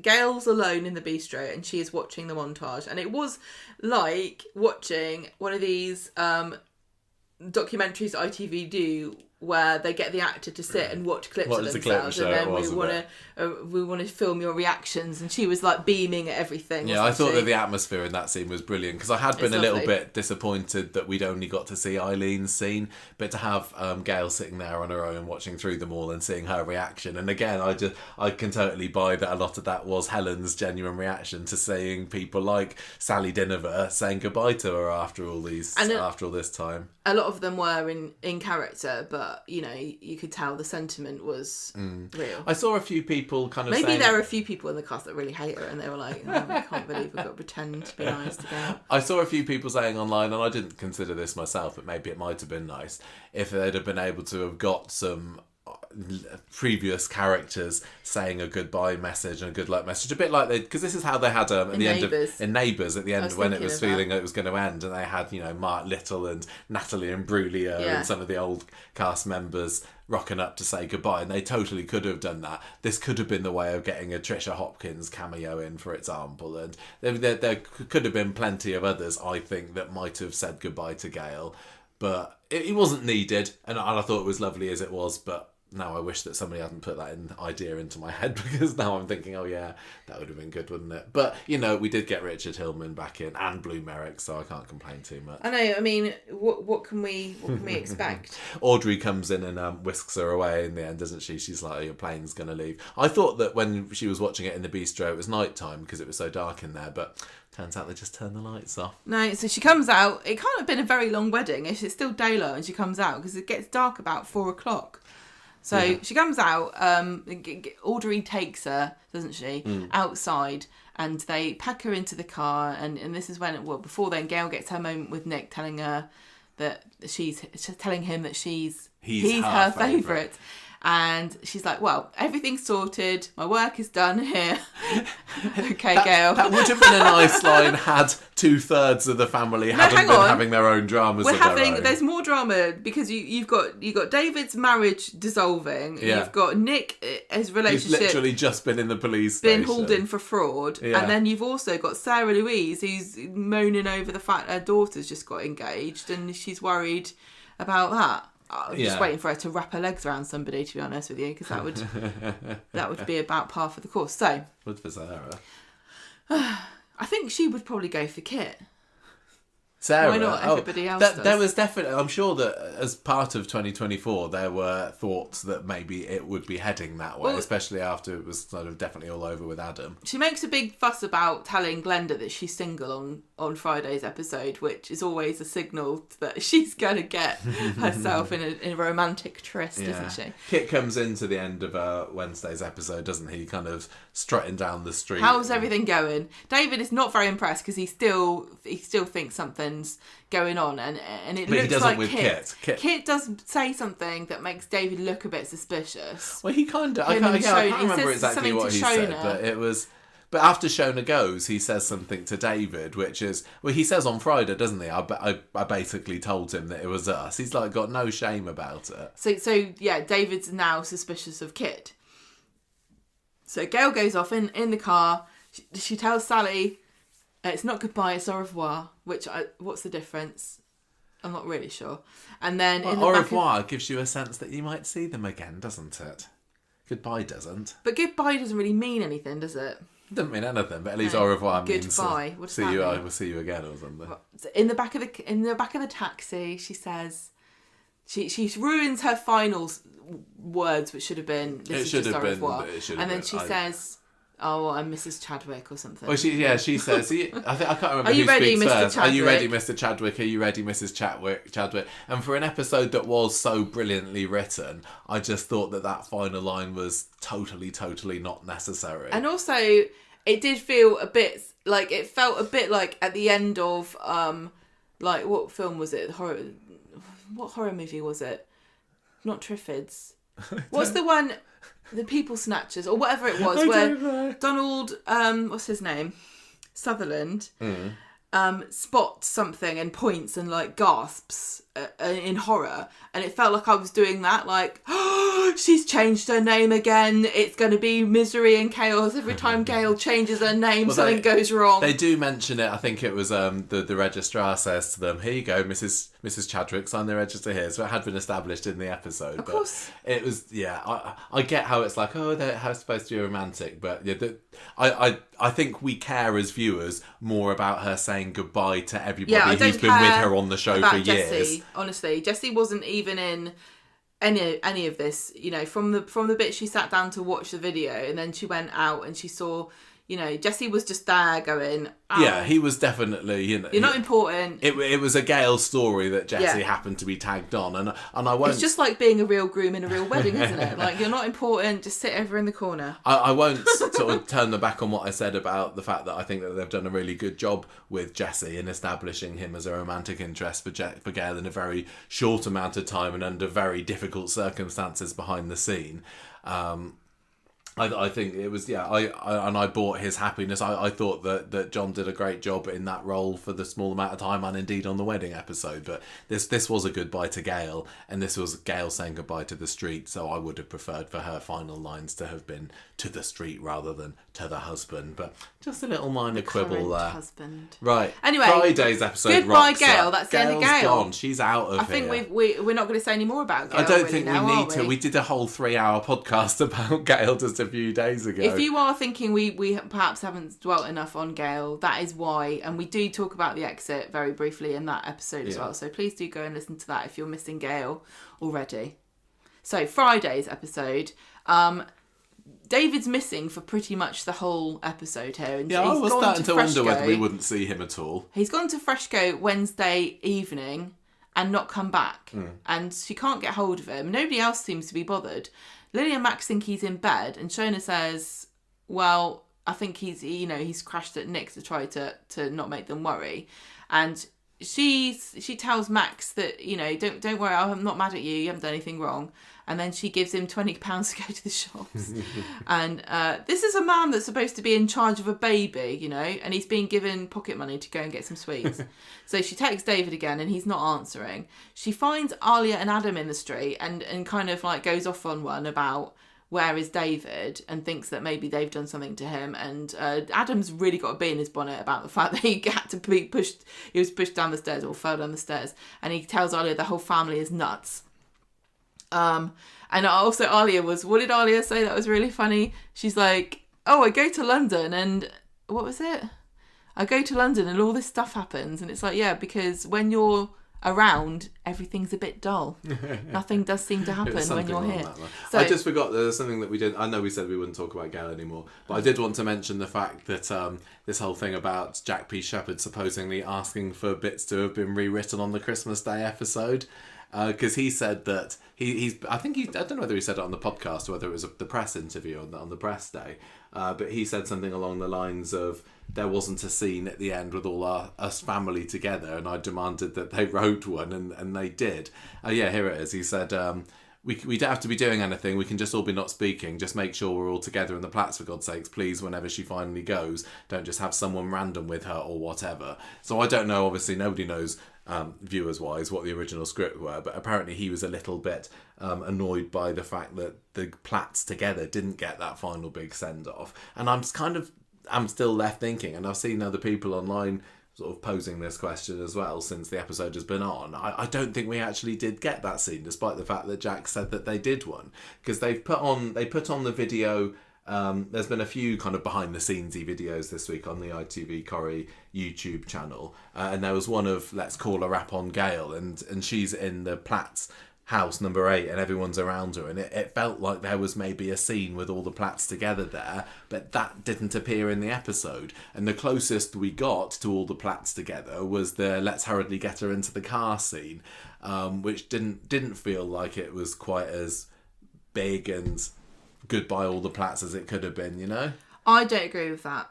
I mean, when he says that the last scene was him, Gail and Shona, I think that maybe that scene was the one where, she walks in on them arguing, Shona storms off, and she tells David that he's her favourite. And then if they'd stopped after that, that would have been dreadful. But she does go out and, everyone's outside and it is a really traditional Coronation Street exit where everyone's waving at you in the back of a cab. Yeah, but I think what Jack was saying and other people have said is it needed to be something a little bit less traditional in that sense. There's only so much you can do when somebody's going to go in a taxi. I don't know what you can do. Yeah, but I think that had they inserted a scene, and it could only have had to have been 30 seconds to a minute, just before Gail comes out to get into the taxi, if they'd have had all the Platts together in the lounge and her doing a final goodbye speech for them, or like Jack said, just kind of sitting quietly not talking to each other, that might have been good. They didn't even have, and I'm not complaining about this, but they didn't have a montage of Gail walking down the street and little clips from the show's past echoing in her head, did they? Which seems to be, a tradition for any big character that leaves. But yeah, it felt like that they just got pushed out eventually. Well, she's gone and we're not to talk about her anymore. No more Gail. Get over her. Right, so Adam tells Alia that the whole Platt family is nuts. And then, who is it that turns up and is nuts again? I can't remember, but somebody else does. I don't know. Kit sees Shona in the cafe and she's saying that David's gone missing, and he's not very surprised to hear about it because he says, I pretty much told him that we slept together. And Shona's disgusted because he's being super smug about it and says, right, well then now I've got no reason to keep it quiet about the hit and run because you're going to get in trouble and so will Daisy. And then he says, well, maybe you need to think about the fact that you got to stay on my good side or else Harvey's men are going to come after you and your family. But she doesn't care, does she? Because she immediately goes and sees Daisy and tells Daisy to stay away from Kit because he's a scumbag. And Daisy's like, well, what's it got to do with you? And she's like, well, I slept with him. Yeah, this kind of you should know that strays into the Daisy story territory a little bit, doesn't it? I think this was a case of I didn't know really where to put the notes for this. And this will become more pertinent later. Daisy's left speechless by this, but Shona's characteristically blunt about it and just leaves her in the dust. Another surprise revelation there. Yeah, I like it. Shona's just telling everybody. I think she's quite proud of it, to be honest. Yeah, well, I'm going to get with Kit. He's quite handsome. Right, so Shona goes home. David is still not there. And she's worried. She thinks she's going to have to report him missing. And Max says, look, he's fine. Don't worry about him. I'm sure he'll be fine. Then we find out where David is. And he has gone to an encampment with homeless people. You can always tell in fiction when that's happening because there's a barrel on fire. Tents and a barrel on fire. So David's hanging out with the homeless, as you might think. He's still wearing his wedding jacket. Yeah. And it's raining as well. And he's just kind of utterly wandering tragic around looking sad and dirty. And as I was watching it, I couldn't not think about the fact that is very, very clearly the exact same street that Joel used to live in. So ever since this guy's got murdered there, obviously the standard of the neighbourhood has taken a bit of a nosedive, and now it's just full of the destitute. But anyway, what do you think is coming up next for David? Is he going to be biding his time, plotting revenge on Shona? Because Gail was right when she said that he's sensitive, and sometimes he does just need to lick his wounds and get over it. But this is a huge thing to get over. Yeah. But he has abandoned his family for this. His wife has said, I cheated on you, but you can't just run away and hide when you got your 10-year-old daughter or however old she's supposed to be, and Max kind of wondering where he is. You're going to catch your death. He's going to catch his death, exactly. I'm not worried so much about David as I am what Harvey and what's his name? Damon are going to do. Well, yeah, because once the floodgates get opened, it's clear that David's going to have a target on his back here, and Kit's going to be instigating it because David's going to find out that Shona slept with Kit, and then he's going to try and make Kit's life miserable, and it won't work because Kit is oblivious and really doesn't care. He's not worried about his social standing, is he? No. He just cares about whether he's a good police officer or not. And he's going to get maybe in trouble about the Daisy thing. I'm not sure, but he will ruin David's life if David comes at him. And I don't think that David realises what an adversary Kit really is. Yeah, he's faced plenty of adversary in the past, hasn't he? What, David? David has, yeah. But he's had a few years off of it. Maybe he's forgotten what it's like. Have you seen the rumours, not even rumours, the theory online that Kit is related to Callum because they kind of look a bit similar in the face, and that could all come... No, but I have heard people saying other things about people being related to other people, which I won't say, but... Oh, I don't know whether I've heard anything else. I don't think that that's actually what's going to happen. I think people have literally just said that... If Kit comes in and he's secretly related to somebody else when he was already secretly related to Paul, to the Winter Browns, like, we need to stop this immediately, because... Then you're making a giant spider's web of everybody being related to everybody, even more so than usual, because Kit's already in that family. He doesn't need any more secret families. As it is, Daisy is going to possibly end up having the child who is a cousin to all of Gemma's clan quads. Yeah, Can you imagine Daisy sitting in that house? I can't even imagine her deigning to put her bum on the sofa, let alone mucking in with anything. I'm just feeling a little bit trepidatious about this story, because in a way I'm really chuffed that David and Shona have still got their big story, but on the other hand, I'm seriously worried that David and Shona aren't going to make it through to the end of this, and I really, really want them to be able to work it out, because I love them as a couple. Well, tough. But we will see. I really do want them. Yeah, I don't want them to break up, but I'm not sure. But no. I think that Corrie know that they've got something good with those two, and Team Platt is an on-set brand, isn't it? Is an institution, and I just fear that Shona might be cast adrift if she doesn't stay with David. But I guess it's like being a member of the royal family, isn't it? If you're the woman and you get divorced out of it, you're in the shadows. Yeah. Shona's just going to become a Fergie, isn't she? Oh no. Right. That's all we got to say. Well, there's plenty more we probably could say about this story, but like we're saying, we've got to go out. We're supposed to be visiting my dad. So we better whiz on to the next story, which is another highlight of the week for me, the Revenge of the Sis story. And this was clearly building up to something quite big, but I'm really chuffed that it did take... This was fantastic second honestly, billing on the Christmas Day episode. This week was fabulous. So Nick's back from holiday. He's been away with his Sam to Tenerife. I can't believe he went to Tenerife with that stupid kid. I would have just cancelled it. But what? There are no stars in Tenerife. Everyone knows this. He's told by Amy that Leanne's in the back trying to figure out this problem with the accounts, and he's like, what's going on here? I can't believe lots happened since this, hasn't it? I know. So he's looking at this wine invoice. Really fast. We found out last week that there was supposedly something dodgy going on with the wine invoices, but it's clearly Leanne setting things up to look bad for Toya. So it's the invoice from the wine supplier is correct, but it's been put into the computer with £200 more in now there. I can follow this. I can follow this better than money laundering. I don't understand what you're talking about. Leanne's kind of playing along with this, going, oh yeah, that's really strange, isn't it? Leanne's been just so funny this week. I know, I love her. She's like, Jane Danson is playing it so well. Like, she's just acting on the edge of Leanne bad acting. Like, Leanne's like not completely convincing about that she's telling the truth here, which is really, really hard to do when you're an actor. I think it's really hard. You guys can see when you watch other people doing it. Like, when an actor has to act a character acting, it can get really bad. But she's like, just plausible enough, like, oh, what could that be? Where's it going? TLH. TLH. What could that be? That sounds familiar, but I don't really know what that could be. I think we mentioned it on the podcast. If it was TLB, I would remember, because that was toy. But she's not. I wonder if Nick will put it together now, or if he's too stupid. She's really made it a bit of a trap for herself, like we said before about.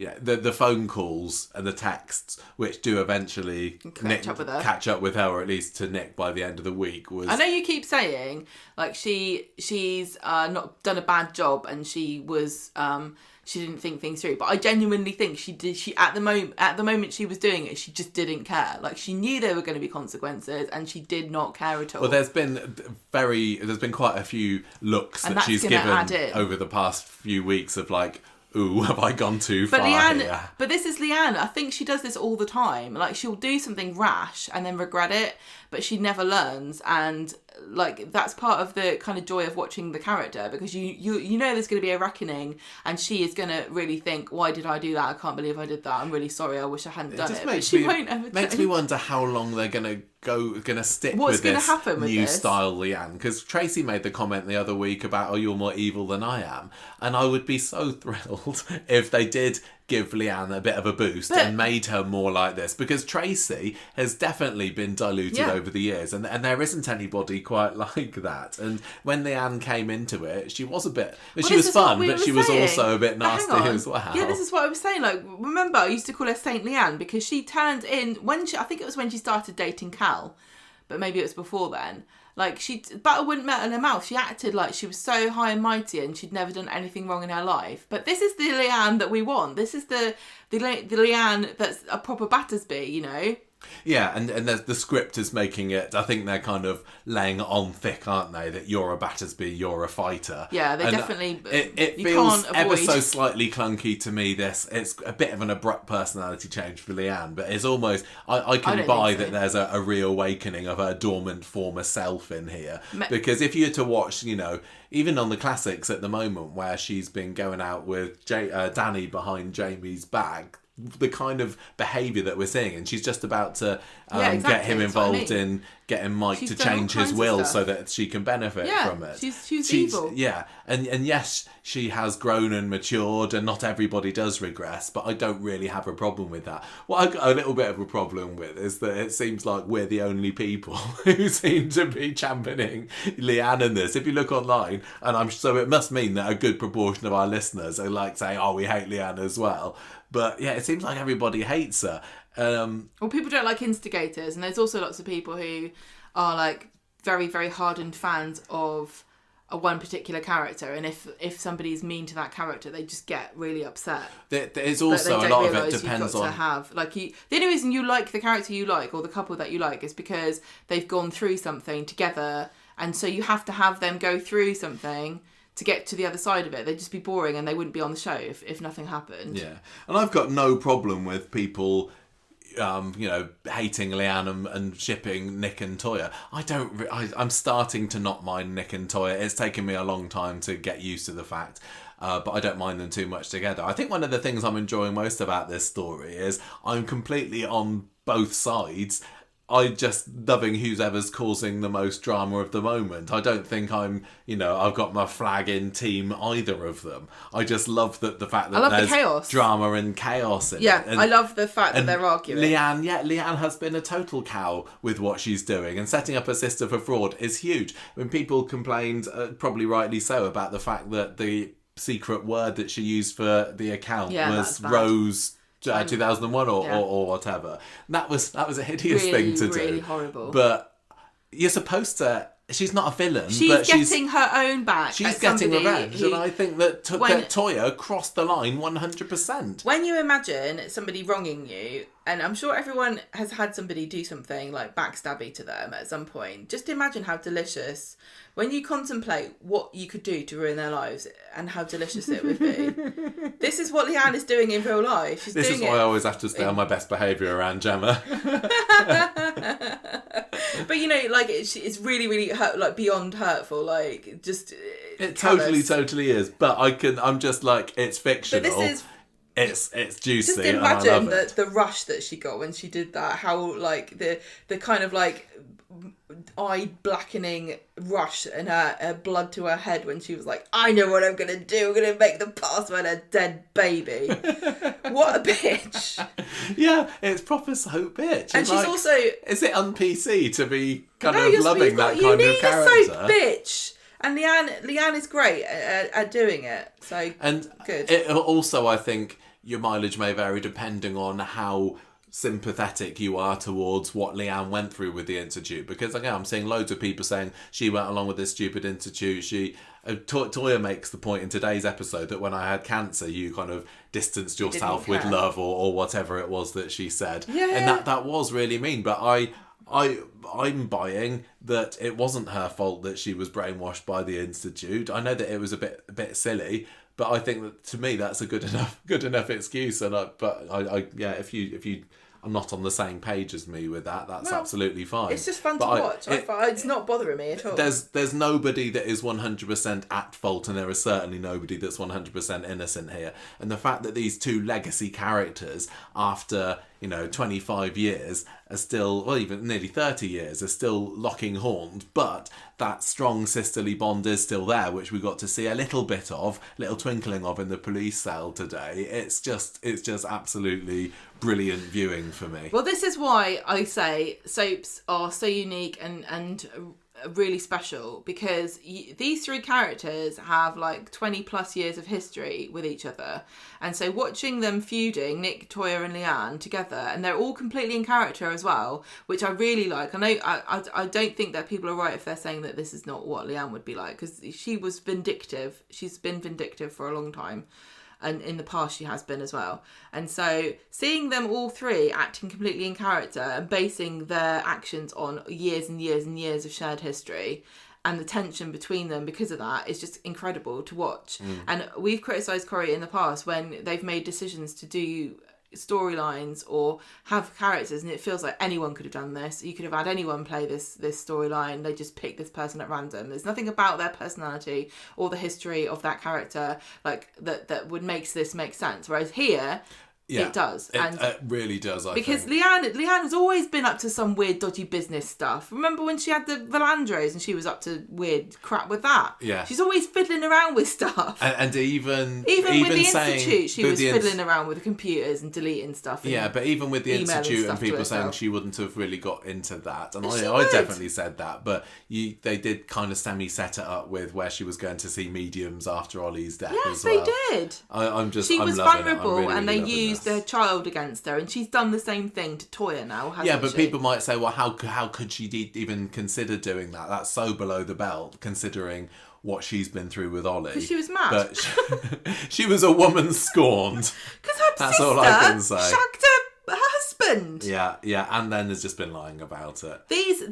Maybe some people do not realise how long Nick and Leanne have been a thing, but they've been a thing since almost 97, 98. Toya and Leanne were in the show. Yeah. This is like not just, oh, you nicked my current boyfriend. This is, you've stolen the love of my life. And also, why didn't you fancy him at any point before now? If I'm going to criticise any part of this story, it's where did Toya and Nick's relationship come from? Because that did come into it today, didn't it? But they built Leanne that said up. you've been eyeing him up for years, and Toya says, oh, it was just because through the Institute and we seem to be the only people. It's because Leanne forced them together. Yeah, but that's what I criticised in the summer, and that's one of the things that didn't sit right with me. The fact that these two that have previously shown no inkling of romantic interest in each other of quite quickly, and they did do a good job that they didn't just jump immediately into bed like some soap couples would do, and they made it an emotional affair. But I think they've done, it's the weakest part of the story, but I still think they've done a good enough job. And I genuinely think that they have sweet moments with each other. So anyway, so Toya gets herself arrested, doesn't she? Which is the drama on Monday. Yeah, because Nick and Leanne have uncovered this fraud. Yes. And they call the police, and Kit comes and arrests her. Yeah, and she's again very much in character in the interview room, just kind of saying, "What me? I didn't do it. This is ridiculous. You think I'd do this?" And she wasn't getting like over emotional. She was just very logically saying, "I'd be pretty dumb to use TLH Holdings as the name of it, wouldn't I?" Yeah. Which is true, actually. It was a bit of a silly move. But in case anyone wondered, Toya Laverne Habib, yes. Back in the bistro, Leanne's telling Nick, look, there's no way that Toya would do this. This was great when she started this. Playing along and saying, my gosh, my sister's been wrongfully arrested. And then she lets other people fill in the gaps, because Amy comes along and says, Toya is having money problems, isn't she? But Nick even is being kind of led... at what point? Yeah, I know. Because this is where the rug was pulled out from under us at the end of the episode, wasn't it? When we were thinking that Leanne was leading Nick down the path that she was attempting to, but then it turned out that he was just playing her all episode. But I think at this point, I think that he probably would be. Yeah, he's not had a chance to talk it through with Toya. Yeah. Yeah. So anyway, we get to see a bit more of the interview room stuff, the Rose 2001. Well, no, hang on, no, this was pivotal. She's saying she Don't had just access. brush over go on, it, then. because Kit says that you've got security set up on your secret account, and the password is Rose 2001. What does that mean? What's the meaning of that? And he says, you know what that means, and then she's crying because he interviewed her about the baby. Yeah, and so he's being a total ass kid. Not only I think this is when she realises that Leanne has done this, because there's only a few people who know who Rose is. So no, I don't think there is. Yes. Because I thought that they had a proper funeral about it. Not okay, but they didn't go around and no.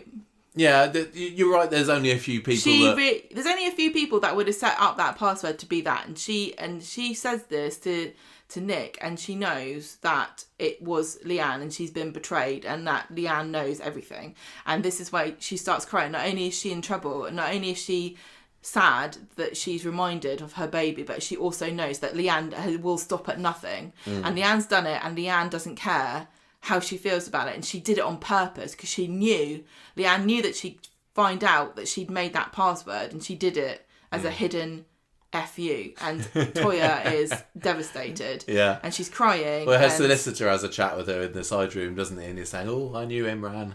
What a hot guy he was. Well, he doesn't quite say that, but he's like, he was a really awesome solicitor, and if he were here today, he'd be telling you that all the evidence is pointing towards you, but I didn't do it, she says. But he's confident he'll set her free. When he said this, when the solicitor was saying, "Oh, I knew your husband, and he was a really great lawyer," I was kind of expecting him to say, and said that you didn't kill him, and now you're saying you didn't do this. So I just hope justice is served. I was expecting him to backstab her because he had loyalty to Imran, but he didn't. Yeah, I mean, it feels like possibly this scene was just put in there to pre-remind us of who Imran was before the big Christmas Day revelation. Semi-revelation there. But anyway, Nick later on is picking up Toya from the station. She's being released on bail, and she's saying, someone has set me up, and I think it's Leanne. Now, we don't really get to see any of Nick's reaction to this, which is why they were able to so masterfully pull the wool over, at least my eyes, as the rest of the episode plays on. Because Nick... Well, no, when they go back home, Nick's like, no, Leanne... Oh, yes, you're right. There was a little bit. This. There was a little bit at home, wasn't there? Toya's saying, I think Leanne's playing a long game, and Nick's really not sure. You're right. But I still left this couple of scenes thinking, okay, does Nick buy it or not? And then when he goes back to the bistro later and tells her that Toya's claiming to be innocent and blaming her, Leanne says, that's crazy. It definitely wasn't me. And I thought that Nick then believed Leanne because he had been believing her at the beginning of the episode. Well, yeah, she's like, oh, I don't think Toya did this, but it definitely wasn't me. Yeah. So sorry, that's it, isn't it? You're right. Leanne's saying still, I don't think it was Toya. Because in this scene, you're supposed to think that Nick does believe that Leanne didn't do it, because Leanne, you would expect, would immediately jump on saying it must have been Toya if she's blaming me. Yeah, you're right. Yeah, this was her... She's still playing a really good game of saying, "Oh, poor Toya, I can't believe it." But putting that seed of doubt into Nick's brain. She doesn't need to blame Toya. She's letting everyone else do that work for her, so it feels like it's their idea. She's like, right, Toya needs to stay away from the bistro for the good of the business, so she's not allowed in. She comes in herself later anyway, doesn't she? Toya does, yeah. Yeah, Toya does. She's like, right, I'm going in. I don't care if you say I'm barred, Amy. I'm going and speak to Leanne. Yeah, Leanne... she goes in to speak to Nick. Then Leanne comes in because Amy's texted Leanne to say, look, you better get yourself to the bistro. Toya's just turned up. Massive argument breaks out with Leanne calling Toya a liar. This is the moment where she turns it and is like, no, it was you. You're a liar. You're a thief. And Nick, so we think, has been led to believe the same thing. And he's like, you're right. All the evidence is pointing towards you, Toya. And Leanne's like, oh, I'm devastated by this. Because Toya said, oh, you're loving this, aren't you? And Toya gives up, clops off. And Leanne's like, oh, my sister, what's happened to her? Back at the flat, Nick and Leanne are kind of reflecting on the day and how Nick can't believe Toya would do all of this. And he's like, maybe I could make you living here a permanent arrangement? And I was watching this going, Nick, you absolute idiot. You even played like a fiddle. But then the twist at the sting of the tail. Well, hang on, and even Leanne looks a bit disgusted with how gullible Nick is being. She's like, does. And this is what I was saying earlier about it's quite nice not to be on either side here and just enjoying the chaos. Because if I was 100% in team Leanne, I'd be like hating Nick and Toya for pulling this trick on her. But I just ended the episode going, hey, Nick and Toya, how you teach that bitch Leanne a lesson. Because at the end of the episode trick is that we cut to the Chariot Square hotel room where Toya's staying in. Nick knocks on the door and it looks like they're actually playing Leanne at her own game. Well, they are actually. And Toya's like, this is war. And they have a bit of an end of episode snog. So yeah, I was just going, this is utterly fantastic. When they said it, because one of the things that we were saying about Toya is that she's lost her Battersby spirit because she's now her Habib and she's not playing the game properly. But when she said this is war and you realise that she had pulled a fast one on Leanne and double crossed her back, it's like, right, she's fighting back and this is what we wanted. We didn't want Toya to roll over and be the bigger person. No. We wanted proper Battersby fight. Yeah. And we're getting one. We didn't get to see a whole lot of this story on Tuesday. It was only half an hour or so, but we get a little scene of Toya and Nick together and kind of saying how we're going to get through tomorrow. It's going to be really tough. But yeah, Leanne's filming them with a webcam, isn't she? She's so doing she an now older... knows. Who was it that was it Maria that was filming them on Gary and Sarah on a webcam earlier? But this was fantastic because she's double crossed them back, and now she knows that they know well, they don't know.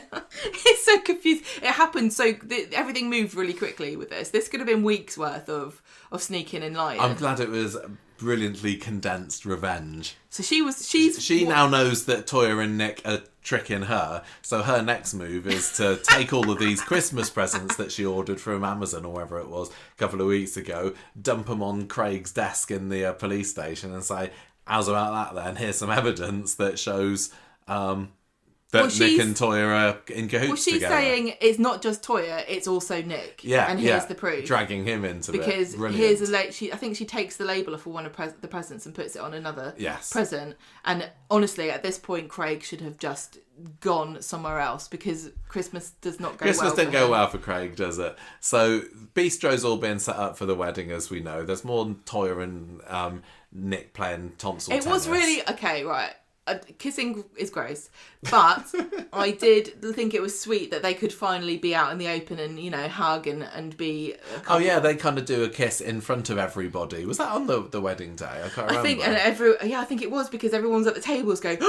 yeah, that's right. Everyone was kind of like elbowing and pointing, weren't they, and enjoying like the. So the drama kicks off when the police come along to the bistro to meet or to arrest Toya and Nick. Because of what Leanne, the whole present thing, and saying that there's been an allegation made against them. So was it just Nick? Yeah, Nick goes along, doesn't he, for questioning? Can I just ask? Is anyone who is involved in the police? Would this really happen on Christmas Day, or would they just give it? Well, they said it's just another Wednesday, isn't it, to them? But is it though? Because if there's any day where I think you can do arrest tomorrow, especially a fraud, do it tomorrow. Is this like The Purge, where one day a year the police just take the day off and everybody else can get up to whatever dramas they want to. Yeah. Except in The Purge, everyone's murdering each other, and here they're just backstabbing each other. They're just buying things off Amazon.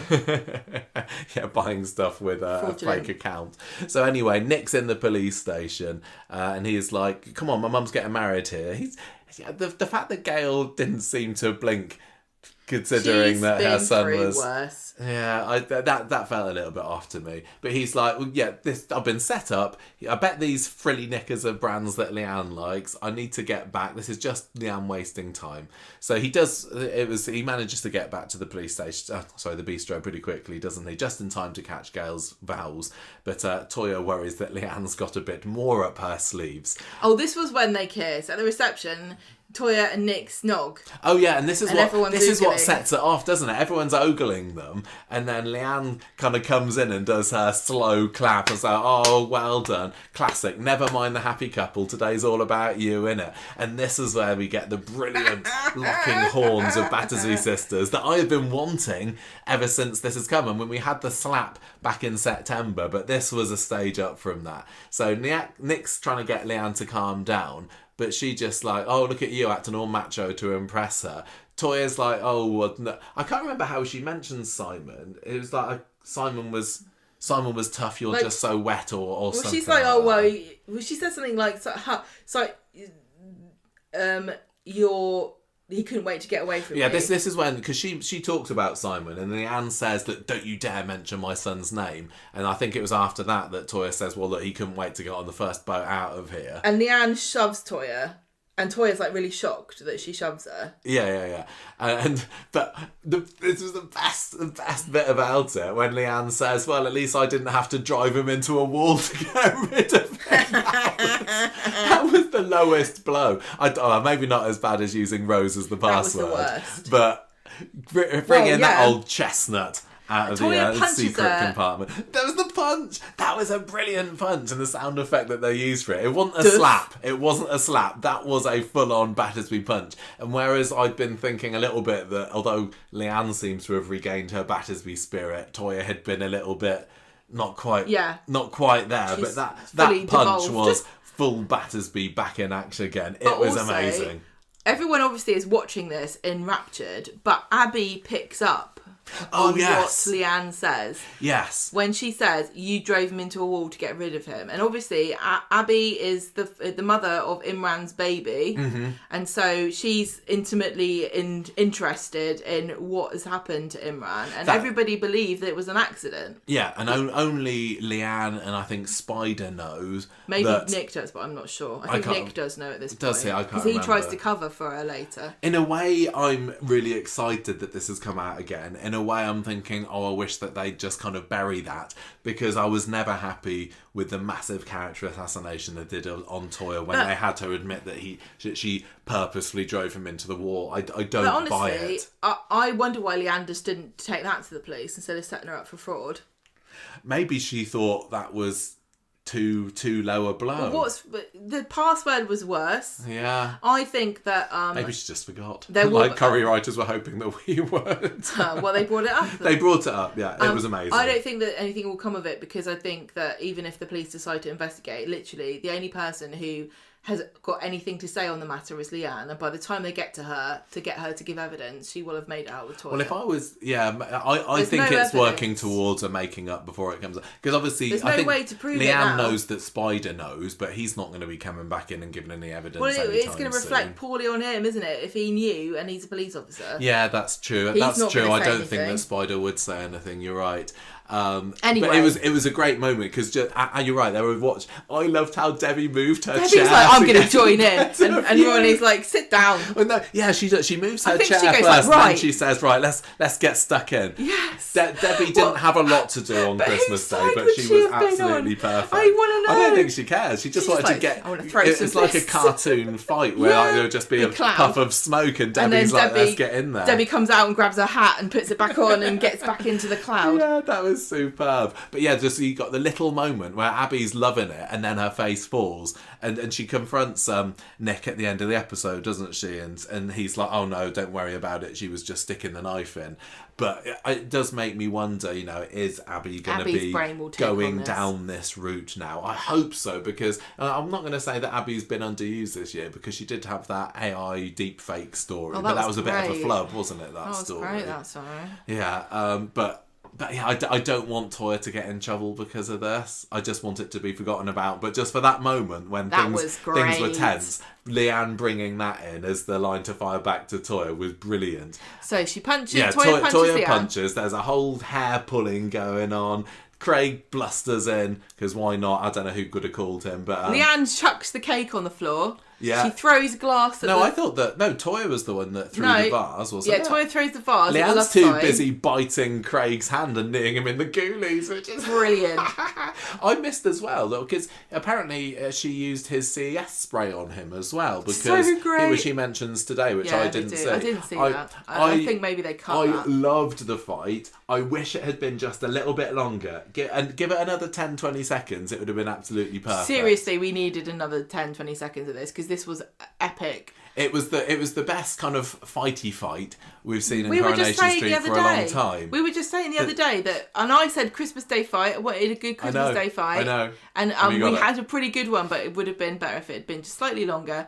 But anyway, Craig has to drag them into the police station. Yeah, he's like bloodied and bruised, and his eyes are red where he's been. Well, clearly he's been CS sprayed. I thought it was a bit when he was like, he says to the desk sergeant, "Sorry, I know I was supposed to bring them round the back, but I can't remember." Get that. It was basically saying police would not bring people they'd arrested in through this door, so we need to explain it in the script as to why he is. I know, and then Coronation Street is like, there you go, now you got to shut up about it because we explained it, and then we go, why did they bother saying that? I don't think that they needed to. They can't win. I would have thought that people we've seen being arrested. We see people go through there all the time. Yeah. Anyway, so that's where we're left on Thursday, which leads us into Friday's episode, which was some brilliant scenes of the pair of them in their cell. How amazing to have the two of them, Toya and Leanne, locked up for 3-4 scenes there. This is perfect drama / sitcom material where just the two of them are forced to confront each other.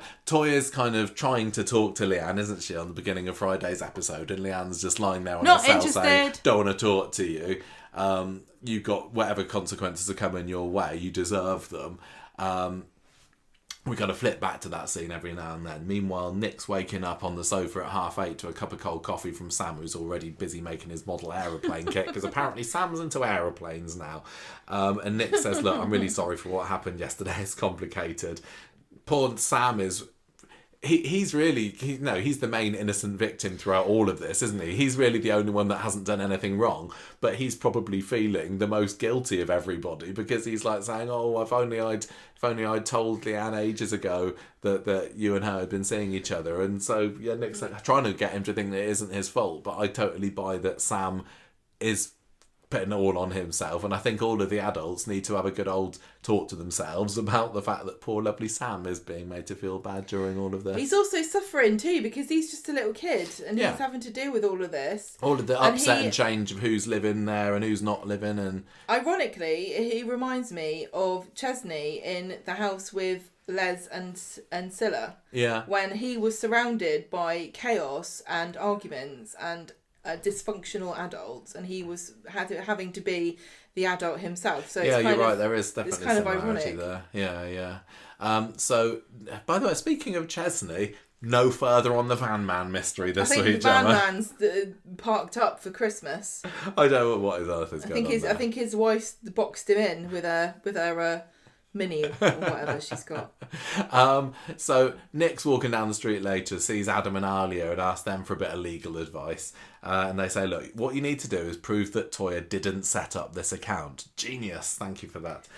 He carries on walking. He carries on walking up to the bistro with Amy, who mentions all of these texts that he supposedly sent from Tenerife, and it was like, at last, this. You're so funny. This was such a bee in your bonnet. No, this was a mega bee in my bonnet. Surely. Toya would have mentioned that to Nick. Why did you keep sending all of that? He's been back for 2 or 3 days now. She could have texted him while he was on holiday. This, I'm going to say, is a plot hole here. Toya should have mentioned it. And I don't like to accuse Curry of plot holes quite as much as some fans do. They did mention it once. What do you mean? She did say to him, and he was like, "No, I didn't do it." And she didn't really believe him.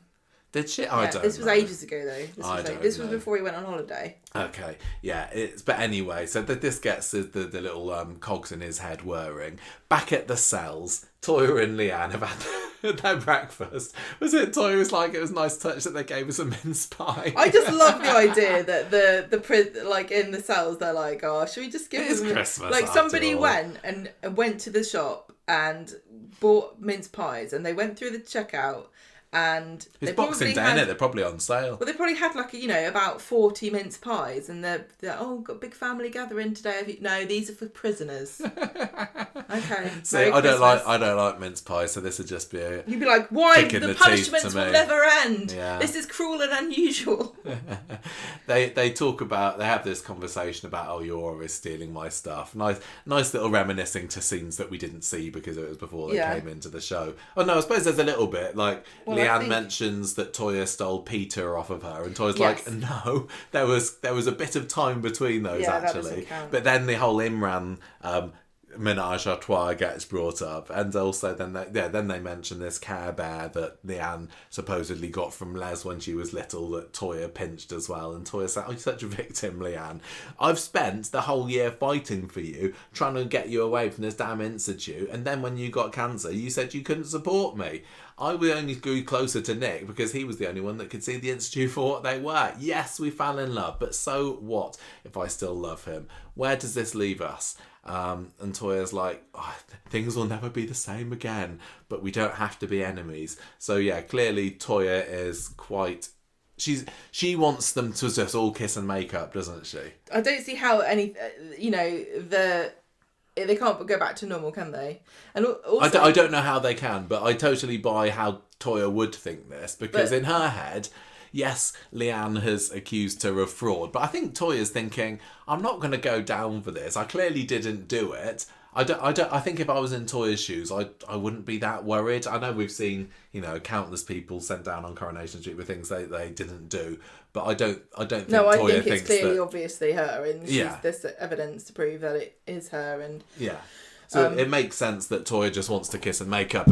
So I just don't know whether she can say to the police, "Oh, just drop the charges, just forget about it." I know it doesn't work like that, but I just think that the legal system in Corrie doesn't necessarily play by the rules of this country all the time. No, I know, but Leanne's not only committed fraud, but she's also had set somebody else up for it, which I think is another crime on top. So, and then they're still in trouble for the assault, which is another doo-doo thing. But they also she brings up the Care Bear.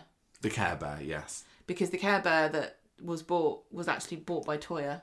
Oh, yeah, that's right. And I tell you what, sometimes Leanne is such a bloody little goody two-shoes, isn't she? She's like the Hermione of Coronation Street, because she's like, but I'm perfect and lovely, and I only did one thing wrong, which, okay, maybe two.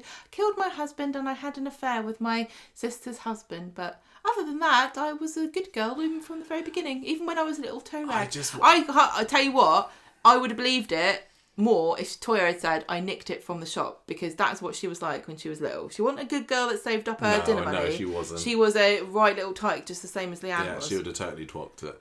I just can't see how this is going to end up not being severely devastating for Leanne. Yeah, because she's screwed up so majorly here that she's gonna be in prison. Yeah, maybe. what Toya and Nick have done is morally inexcusable. You can't be arrested for cheating. But Leanne has literally set someone up for fraud, which is ironically what Rowan's just gone down for, isn't it? Yes. So she's just as bad as him. And if he's been, has he been locked up? I can't even remember. No, he hasn't been sentenced.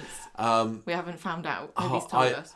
I'm actually, and I'm not basing this on anything, I am genuinely starting to worry that this could be an exit storyline for Leanne. Do you have any concerns that we're leading towards that? I think I said before that I was worried that Leanne might be leaving.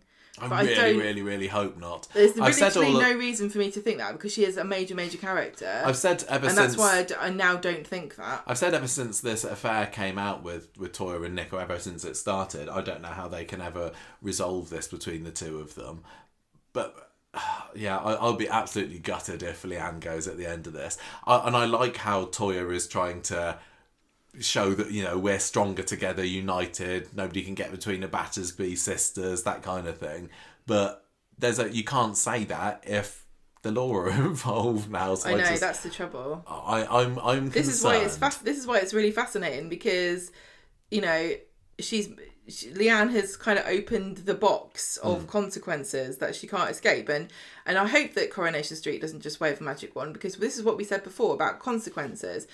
It's not interesting to watch people do something like set somebody up for fraud and then have everyone say, oh, well, never mind, you were just upset. I don't know how long the prison sentence would be for what Leanne's done. 6 months? It wouldn't be loads, would it? If it's only a short one, then I think they should do it. Yeah, I think that we can't let people off of doing things because then the whole show becomes a farce and nothing matters. I mean, Leanne, I'm sure that Jane needs a bit of a break. She's been pretty full on this year, hasn't she? Yeah, I think she might want to sleep. And as we know from other characters who've been very much off our screens this year, Corrie does go through years where some characters just don't have anything to do. So it wouldn't... Yeah, I think that would be worth doing. Honestly, I think it would be. Anyway, look... Send her to jail.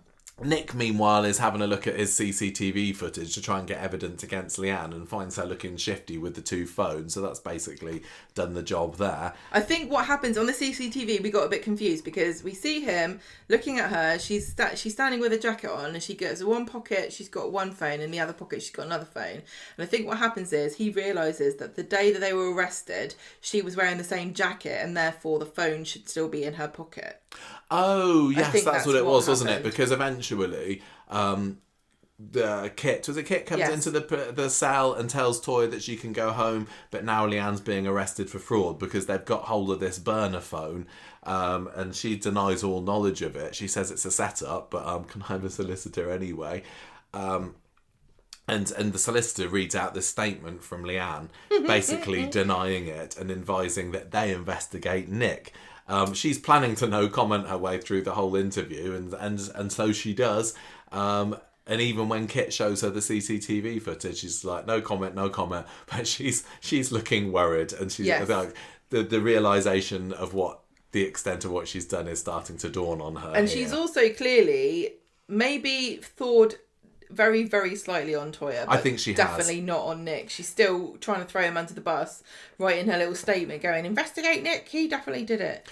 What a bitch. She just got let go. I think that she's probably got more right to be mad at Toya still, though, because it is the blood is thicker than water thing, and you know, even though she has been really close to Nick, and people have said that the marriage has been on the rocks for ages, I don't know, I don't agree with that, but I prefer the idea that that Leanne and Toya are Battersby's united by the end of this, but if I were Leanne, I'd probably find it easier to forgive Nick. I don't know. Anyway, look, Leanne gets let out. She's back in the flat later. Sam says, you have both behaved atrociously, and gives her the laptop back, which she got him for Christmas, maybe. I don't know.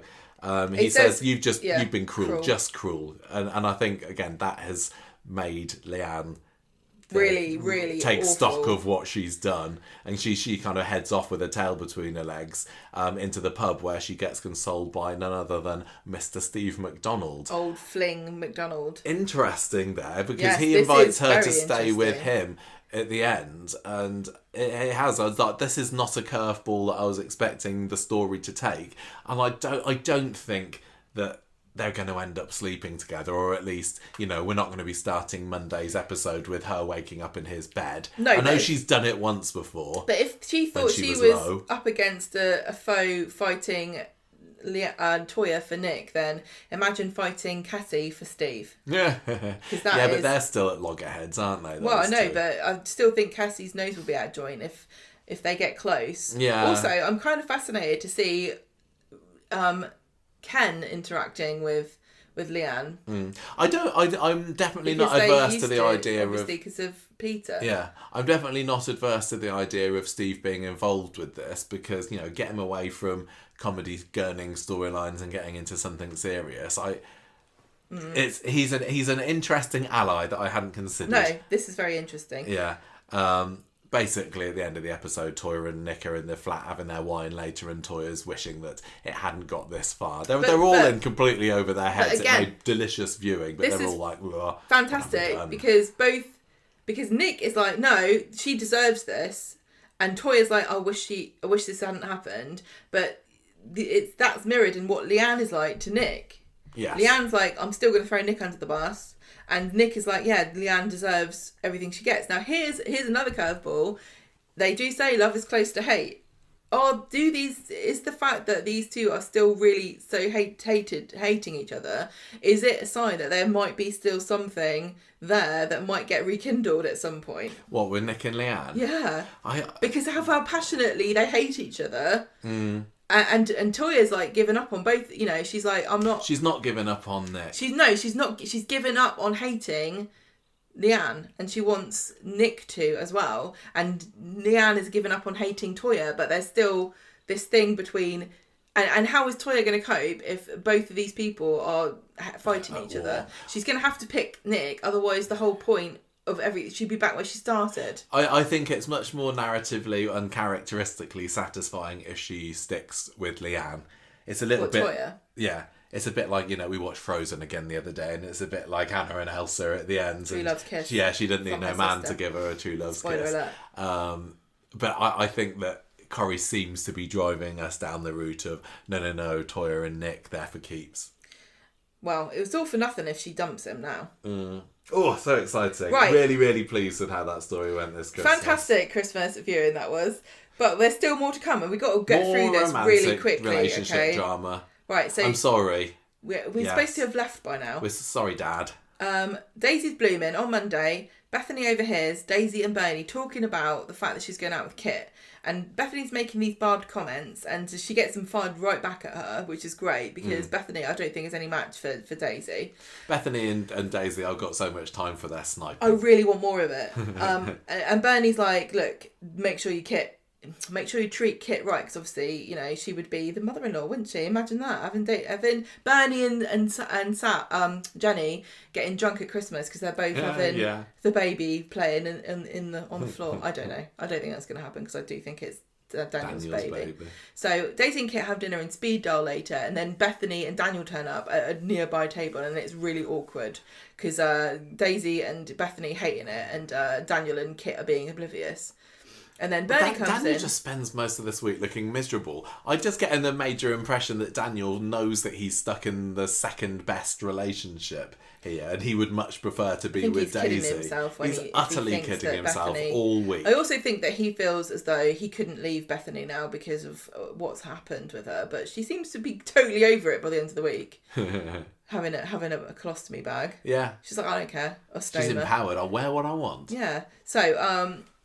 So Bernie comes and has a takeaway. She picks up a takeaway, and she tells Kit that I've had a word with Daisy. He's not very impressed about it. Meanwhile, Daisy and Daniel are having small talk about how awkward everything is.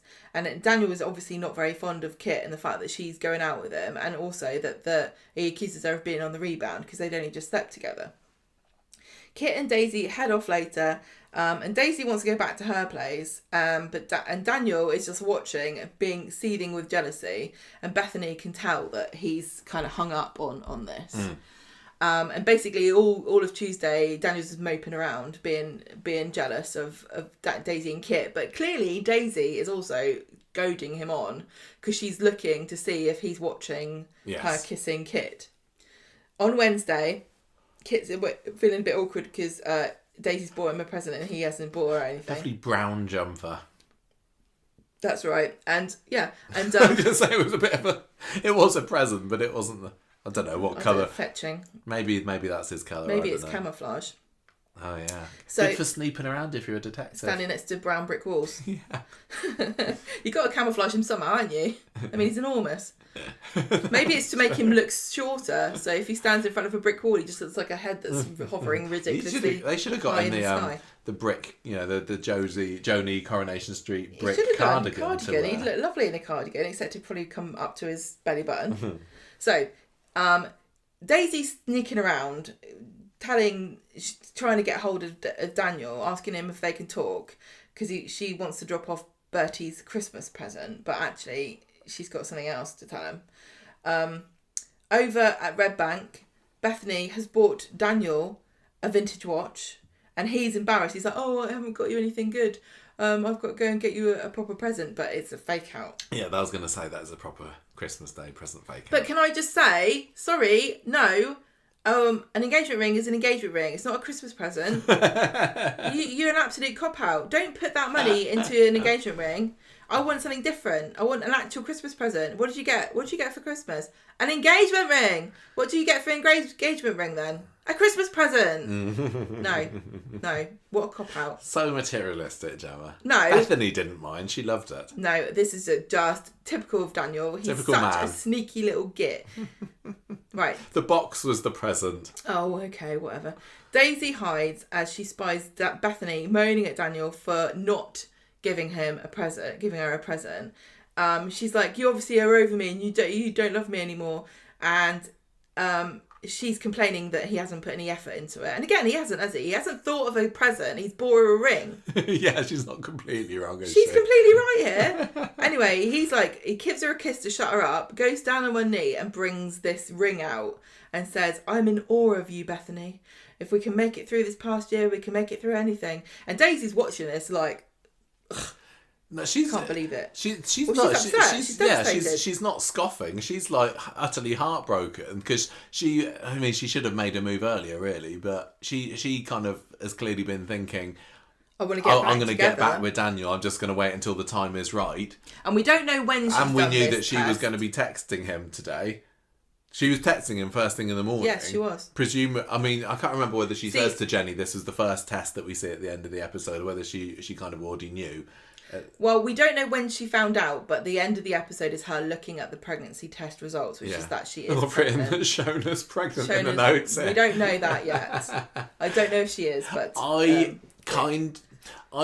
reacted to this news as much as I am enjoying this love triangle with them. I did react to this news as somebody else pregnant again. I'm getting a little bit fed up of pregnancy reveals being used as drama in quite quick succession, and especially I think that it was a little clunky, and I get why they put it where they did at the climax of the episode, but having Gail's exit interrupted for that scene, I don't think that was the best move to do that. I think that honestly, I would have probably preferred it if all of the drama with David and Kit and Shona and everybody had been tied up by midway through the episode so that they could just have the second half an hour all being about Gail. But if they're not going to do that, then at least they could have at least given Gail a proper send-off without cutting to Daisy sitting on the stairs. Well, she's pregnant, so get over it. I don't know whether she was texting Daniel all day. Or Jan McVerry. I don't know if she was texting Daniel all day because she knew all day, but I'm going to say that she did. Yeah. So on Thursday, Kit's making her breakfast. She doesn't like mushrooms. No. See, everyone's got gross breakfasts. This is Friday, wasn't it? The Battersby's having mince pies, gross. But Daisy is having mushrooms for breakfast, gross. These poor ladies. I know, it's inflicted. That's why they're all so thin. Being force-fed mushrooms and mince pies for breakfast. You like both of those things, I do. though, to be fair. That's why I'm fat. Right, so Kit's like, let's go on a Christmas walk. And she says, she's not really excited. She's still texting Daniel all day long. Bethany and Daniel go to Sarah to tell her that they're engaged, and she does not look that happy about it. She goes round to see Adam because he's still recovering, and she's like telling Adam, I'm not really... This is when Harry gives him the boob card. Yeah, get well soon because there are boobs to live for, Uncle Adam. So while they're there, Daisy is buzzing on the door to talk to Daniel, and Sarah's like, well, sorry, he's not here. Did you know that they're gone to get the engagement ring resized to kind of rub it in? Yeah, Sarah's totally rubbing it in there to Daisy, isn't she? Sarah sees them in the street and says, Daisy was looking for you.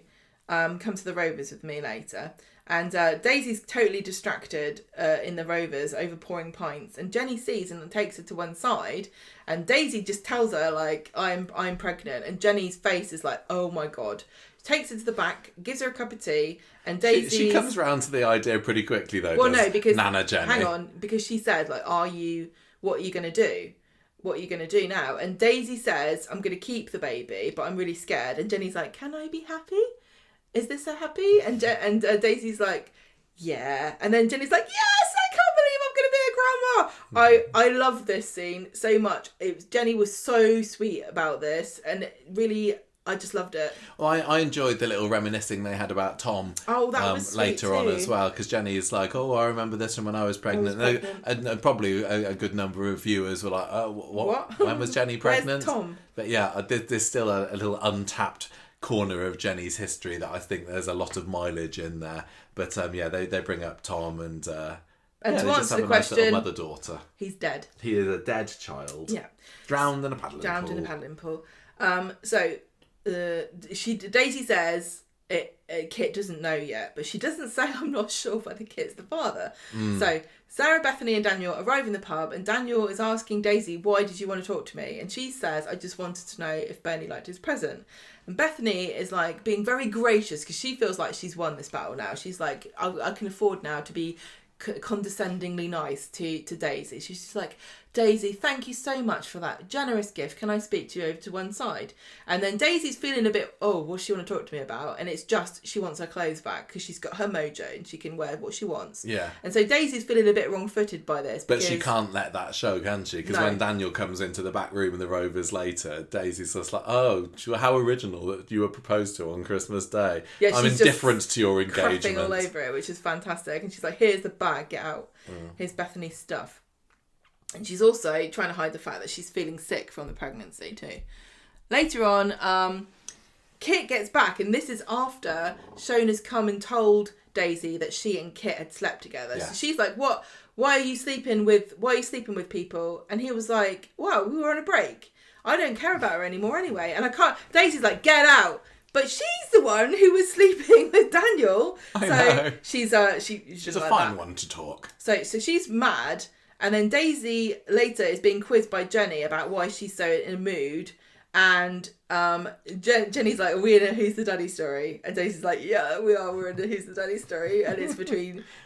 There's a lot of people involved here. So you got Daisy, you got Shona, you got Kit, you got Daniel, you got Bethany, David a bit as well. David a little bit, which is interesting because some of these characters don't really have much cause to mix with each other a lot of the time. You know, especially Shona, who, you know, she stands behind the counter buttering her balms and maybe sometimes has a few funny scenes with David. She really hasn't extended out to many other characters at all over the years. So I'm quite excited that she's going to be bundled in with this bunch here. Well, this is going to be the biggest story of 2025, isn't it? Because I think it's going to be a big one for the beginning of the year. You've got the gangster money, you've got David and Shona's relationship, you've got Daisy, Kit and Daniel, you've got the baby.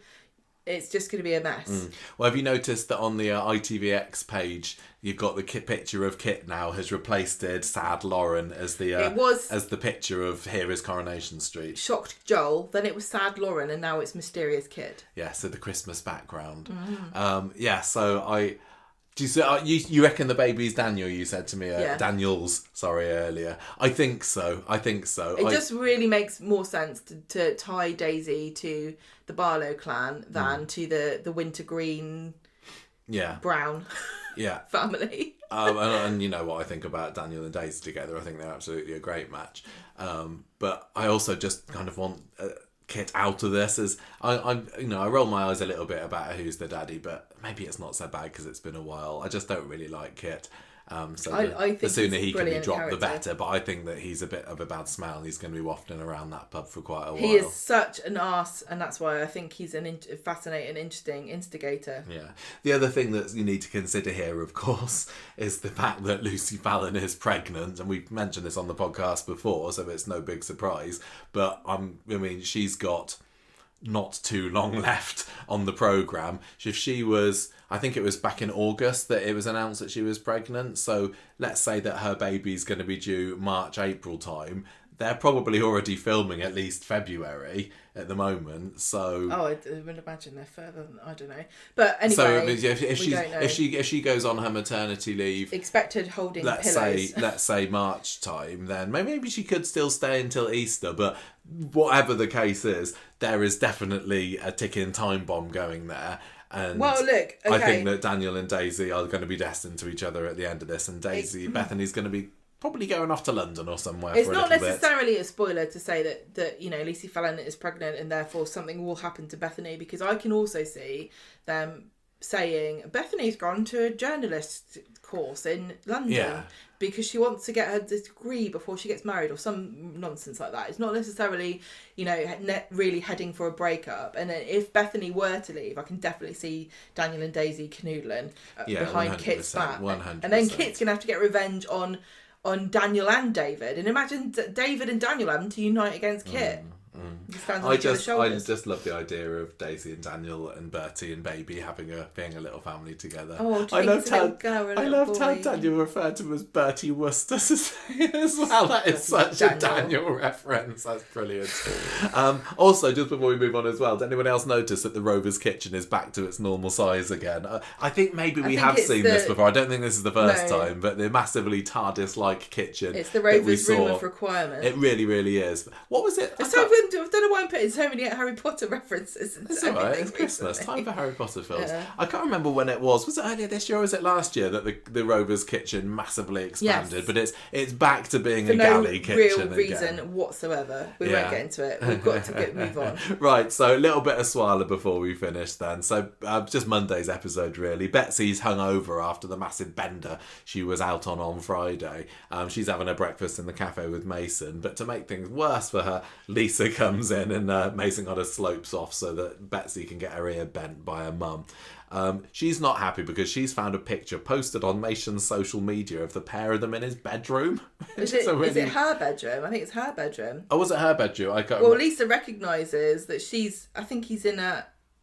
Well, they've been in a house together. But isn't Mason... Mason doesn't have a bedroom. No, you're right, he doesn't, does he? But he's staying with Sally at the moment, and I'm sure that Sally wouldn't have allowed any mischief like that going on under her. So I think it doesn't matter. But anyway, Betsy's... I don't think they've slept together. I think that was the point. Well, Lisa's a bit cross. She's cross about it, but Betsy's like, no, we didn't do anything. I was just in a room with him, that's all.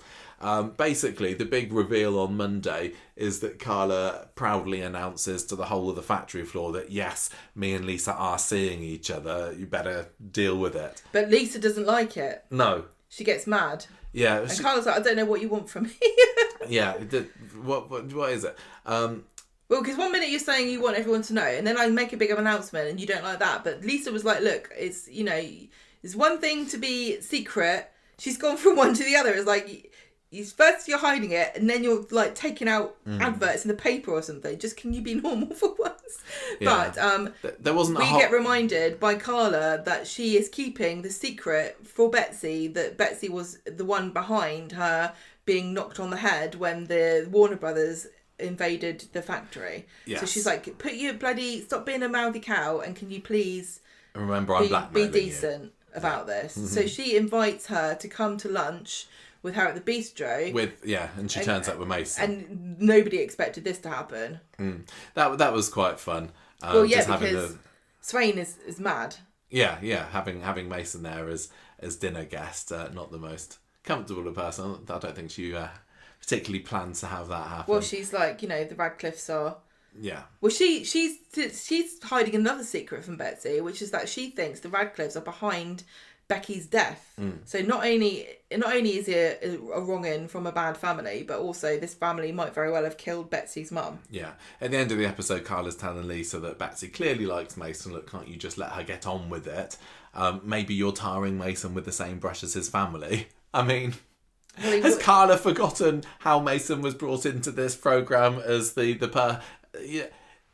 I'm sure that Liam, as a fellow Connor, is related to Carla in some way. This guy was threatening Liam with a knife, bullied him incessantly. Like a year ago it was still going on, and now Carla's saying, oh, he's not such a bad guy, really. Well, Lisa decides to be the bigger person, and she offers to make a fresh start with Mason and shakes him by the hand and says, let's get to know each other properly. So all fun and games for Friday, for this week, for Christmas. Presumably they had a lovely day together.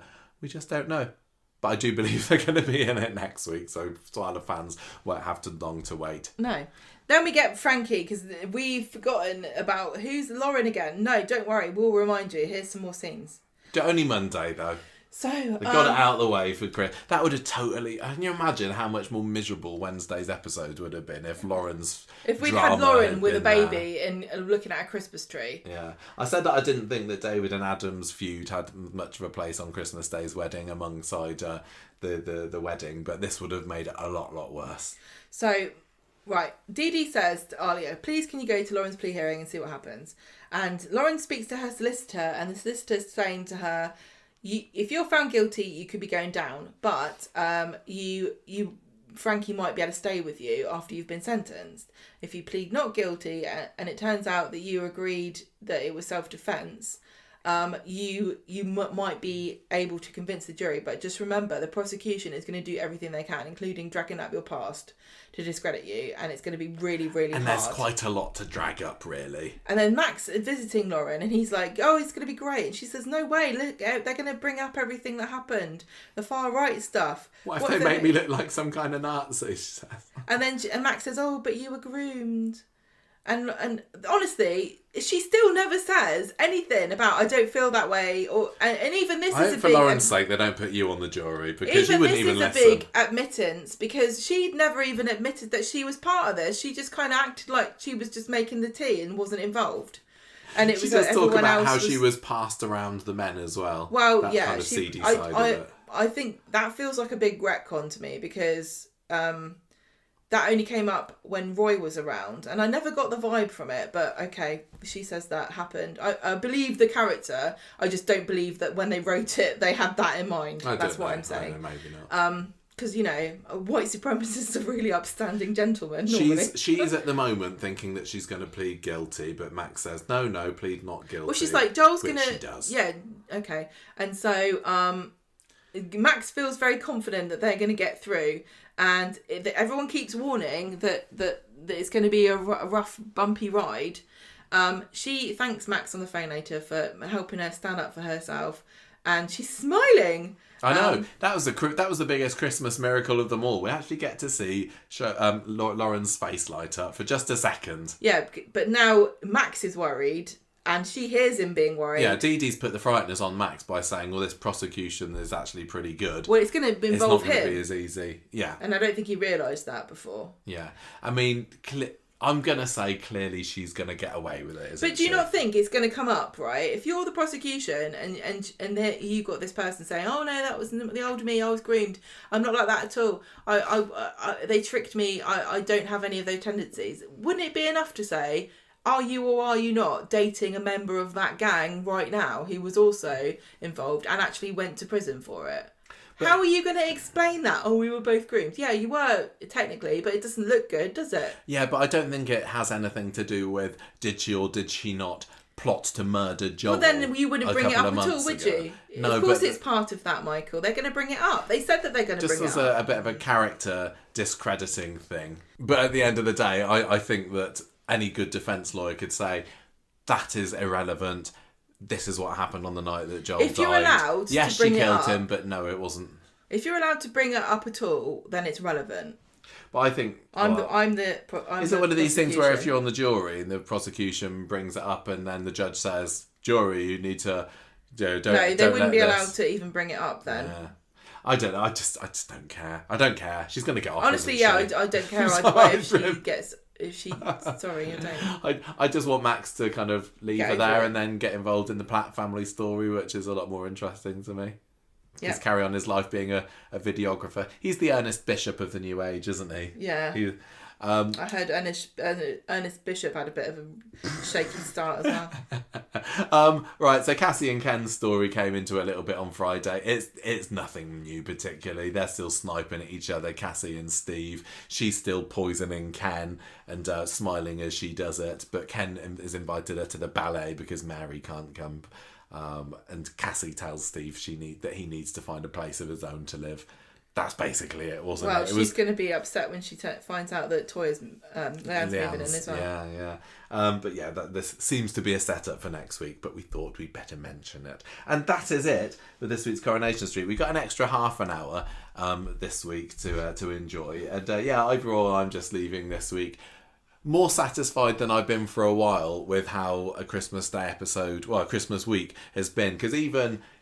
today's episode was great, and often after Christmas Day it usually has a bit of a come down, but I think everything that was going on with Leanne and Toya, and even the Daisy Bethany and Daisy stuff, Daniel stuff, kept me interested. I thought this was a brilliant week. I think Coronation Street gave us a really corking Christmas Day episode. I enjoyed the week. I think you're right to say, sometimes it can be a bit of a mixed bag because it's hard to recover from a big climactic episode, but this was certainly much better than last year. I think this was fantastic. I wish that I could give this a 5 out of 5. It wasn't a 5 out of 5 week, but it was definitely up there with I'm happily giving this a 4.5. I don't know what I'm going to give it 4.5 of. Oh, 4.5. Breakfast mince pies. Oh, and I was mushrooms. just thinking something like that. I haven't actually usually I write down some ideas for this, but I haven't. I've just been too caught up in the script. I'm giving this one Mysterious Studies. No, I'm going to give it a 4.5 characters coming back from the dead. 4.5 bits of seaweed clinging to Richard Hillman's Oh, there we go. face. That's what I'll go for. 4.5 strands of... If you keep saying seaweed, it was pondweed. He didn't drown in the sea. All right. It was algae. Sorry, I didn't know you were a biologist. Character of the week this week. A marine biologist. Yeah, I am. Did you not know? I am actually a marine biologist. Yeah. I heard it's easy to get that qualification. Easy to pretend you're one, anyway. Really difficult character of the week this week. There are awful... Are you saying Leanne? Are you going for Leanne? No questions asked. Although Toya gets a definite honorary mention for that right hook. I feel it's wrong to not give it to Gail, considering this is the one final time. I mean, do you expect that we're going to see Gail again on the street? Never. She's got lots of links, and Never. sometimes characters do come back for one-offs. I just think that, Helen Worth has clearly been on the slow down number of appearance-wise, kind of semi-retirement, call it what you like, for years. I don't think that she's going to come back. But, if Audrey leaves... Maybe when David dies, Gail will appear as a ghost. Maybe, and so the cycle continues. Yeah, exactly. I'm going to give this to Gail. I'm right, like, on equal ground with Gail and Leanne and Toya and David. There's been some fantastic character moments this week, but I would feel bad not giving it to Queen of the Cobbles Gail after 50 years, because she ain't going to get another chance. So, I hope that everybody else really enjoyed this week as much as we did. Yes, there were things to pick at, but I was a little nervous going into the week, particularly after last week, which I didn't enjoy so much, and I have come out immensely satisfied. It had some great writers. I mean, we had Ian Kershaw on Monday, for example. Jan McVary I've already praised for Wednesday's episode. It was great. Damon Rochefort, I think, did Tuesdays. Really, honestly, genuinely great telly. Yeah, it really, really was. So congrats. Now 4.5. Oh, fine. There we go. That is the end of Street Talk. Happy Christmas, everyone. We have alluded to the fact, we've said outright, that we need to be on the road and we're already a little bit late. So I'm really, really sorry for anybody who was expecting anything more in the way of news or feedback. We obviously value your feedback. Please do keep on sending it in. Let us know what you thought of this week's Corrie, and we will try and get a bumper one in next week as well. Alongside, of course, the Conversation Street Awards, which will be coming your way in about a week's time. We need to get going. Dad's probably wondering why we've not texted him to say that we've left yet. So thank you everybody so much for listening. Hope you all had a lovely, lovely Christmas, and we will see you next week. Goodbye. Bye. Ta-ra.